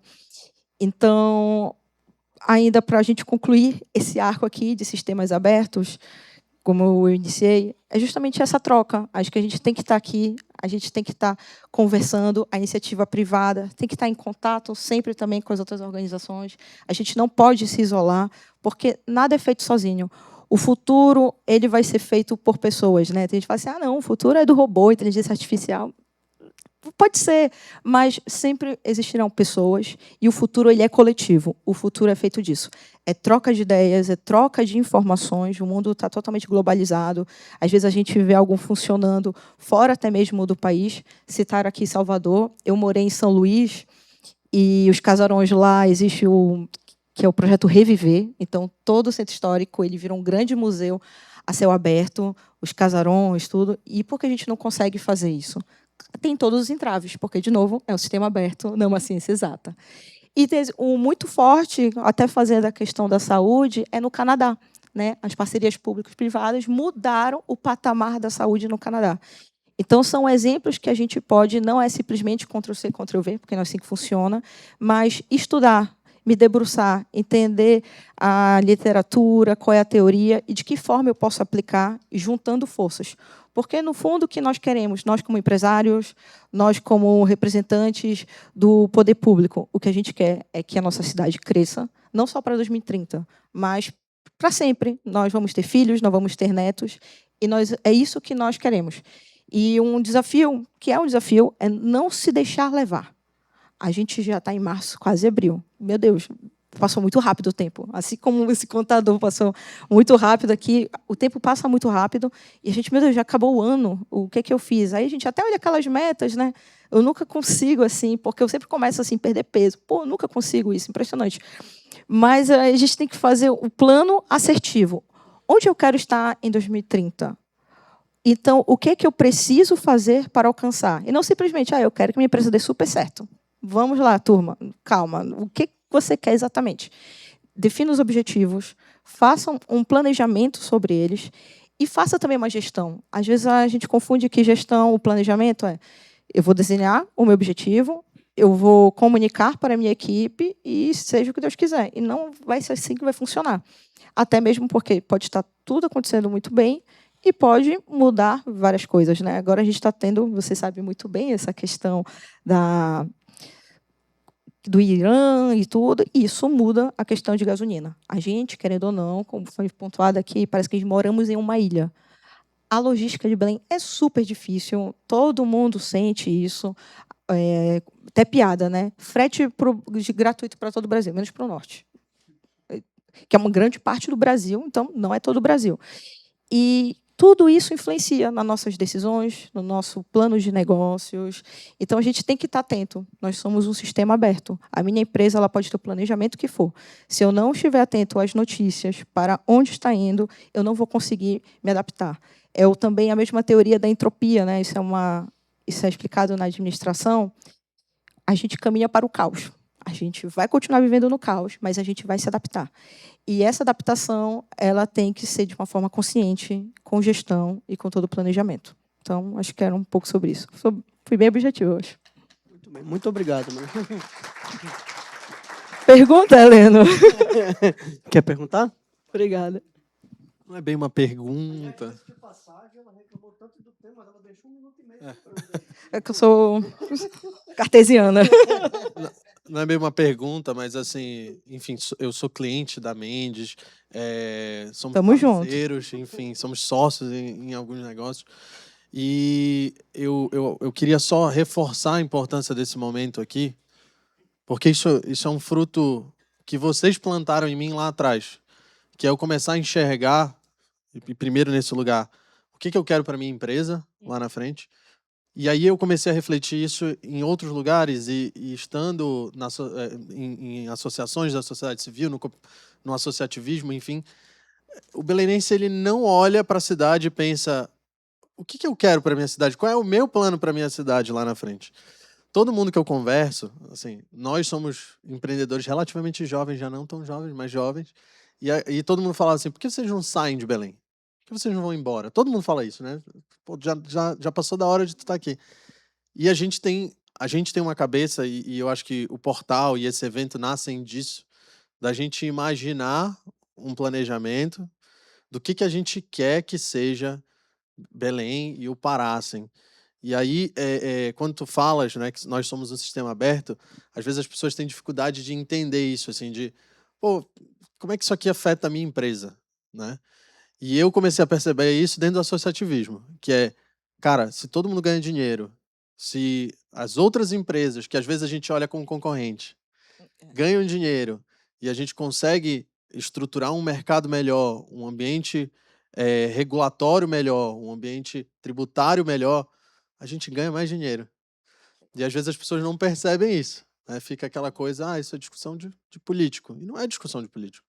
Porque enquanto a gente não consegue entrar nessa discussão, a gente perde não só oportunidade, mas a gente perde horizonte de visão, sabe?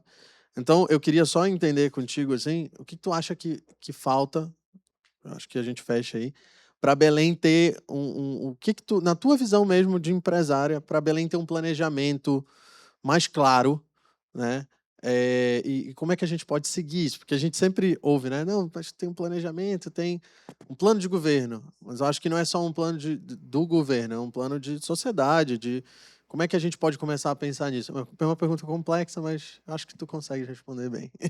De fato, é complexo. E eu acho que um ponto que eu acho muito curioso eu não acho que o belenense ama tanto a sua cidade. Isso é fato. Eu já morei fora, já morei em outras cidades, e eu lembro, eu trabalhava em São Paulo, depois no Rio de Janeiro, e quando eu retornei para Belém, eu escutava muito isso, mas por que você voltou para Belém? É tipo assim, como se fosse o pior lugar do mundo, sabe? E eu falei assim, não, mas eu gosto da minha cidade, eu quero evoluir aqui nela. E falo assim, mas aqui não é uma cidade de oportunidade. A gente vive escutando isso. Como aqui não é uma cidade de oportunidade? Tem um PIB elevado, a gente tem sim com várias oportunidades. Acho que falta justamente a gente encarar isso e desenhar nossas oportunidades aqui dentro. Seja se associando com outros parceiros do privado, seja realmente verificando o que é possível fazer no âmbito também público. A gente tem que amar essa cidade. Foi muito bom a questão da COP, porque eu vi muita gente orgulhosa da cidade. Falei assim, não, Belém é minha cidade, sai da COP 30. E teve gente que ainda foi assim, não, Belém nunca vai conseguir fazer isso. Eu, cara, eu só odeio a cidade. Assim, os amargurados. Demais, né? Tipo assim, são os amargurados. Né? Então, como é que pode a gente não gostar da nossa cidade, tá bom? E no momento que a gente não gosta dela, que isso é um ponto de cultura, é como até, acho que o Fábio comentou, do estádio do Mangueirão. Cara, você vai lá e você leva uma ducha, sabe? O quão miserável de espírito você é para fazer isso. É só isso que eu consigo pensar. Então, isso é um problema de cultura que vai levar tempo. Não vai ser no estalar de dedos que a gente vai mudar isso, mas a gente precisa iniciar hoje para em 2030 a gente poder alcançar. E ser de pequenos marcos. Fazer realmente um planejamento, né, para 2030, para fazer para o próximo ano, e no próximo, e a gente está acompanhando essa evolução. Então, é muito ruim escutar isso. Belém é uma cidade de oportunidades, é cheia de oportunidades, mas a gente quer construir elas, a gente quer trabalhar por elas. Né? Então, acho que vem um pouco a gente se olhar, fazer uma reflexão, e, claro, que nosso papel como organizações, não importa novamente qual setor, influenciar isso, tá? Talvez ali apresentar um caminho possível. E é muito, acho que essa parceria público-privada ajuda demais nisso, porque às vezes a pessoa, a física ali, ela não consegue perceber a conexão dela com o poder público. Às vezes ela não consegue perceber a conexão dela com as empresas. Então, tudo ela vai falar mal. Ela vai falar mal da empresa e vai falar mal do Estado, sabe, do governo. De que forma eu consigo resgatar essa pessoa? É isso que a gente tem que fazer, é pela sociedade. Sozinhos nós não vamos conseguir fazer isso. O futuro, de fato, ele vai ser coletivo, vai dar trabalho, mas eu acredito que a gente vai conseguir fazer. Tudo bem? Perfeito. Antes da Bel encerrar aqui o evento, eu queria chamar o Elson, que ele vai bater uma foto aqui do. Mas não, deixa eu acabar de bate, só para vocês não saírem correndo daqui, que a gente ainda vai fazer essa foto. Mas eu queria primeiramente agradecer todo mundo que compareceu aqui. Eu confesso que eu gosto muito desse meu novo relógio aqui de 10 minutos. Porque exatamente, olha que coisa boa. Que horas são? São 5h30 da tarde. Começamos 3h30, 2 horas de evento tranquilo. Dá para todo mundo sextar em paz. Aliás, vamos ter um coquetel aqui fora, mas eu queria agradecer a presença de todos. Agradecer também, principalmente aos nossos patrocinadores, ao Lucas aqui da ON, que trouxe um debate, uma fala maravilhosa sobre a saúde, numa agenda público-privada. Agradecer a TEM Incorporadora, em nome do André Tavares, e ao Cauê também, da Ultra, que fizeram esse encontro acontecer. A gente faz o convite para que outros empresários, mais gente se sinta na necessidade de provocar esses debates. Seu setor pode estar adormecido, precisa puxar essas conversas. Vamos fazer. O Fluxo se coloca à disposição para ser esse canal de mediação. Muito obrigado.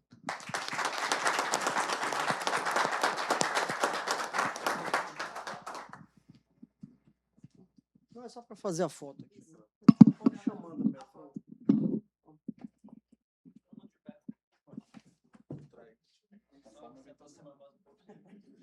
Pode chamando, Beto. Caminhando para o encerramento deste encontro, gostaríamos de agradecer a presença de todos que participaram deste momento de diálogo e troca de ideias. Ao longo desta tarde, tivemos a oportunidade de ouvir diferentes perspectivas sobre temas importantes para a cidade, em um ambiente marcado pela escuta, pelo respeito e pela diversidade de visões. Fica o registro da importância de espaços como este, que permitem a aproximação entre representantes do setor público e da iniciativa privada, contribuindo para o aprofundamento das discussões sobre Belém. Agradecemos aos convidados que compartilharam suas experiências, aos parceiros que apoiaram a realização deste encontro e a todos que estiveram presentes. Desejamos a todos uma excelente tarde E o coquetel está servido, né, Gustavo? Então, todos convidados para o coquetel.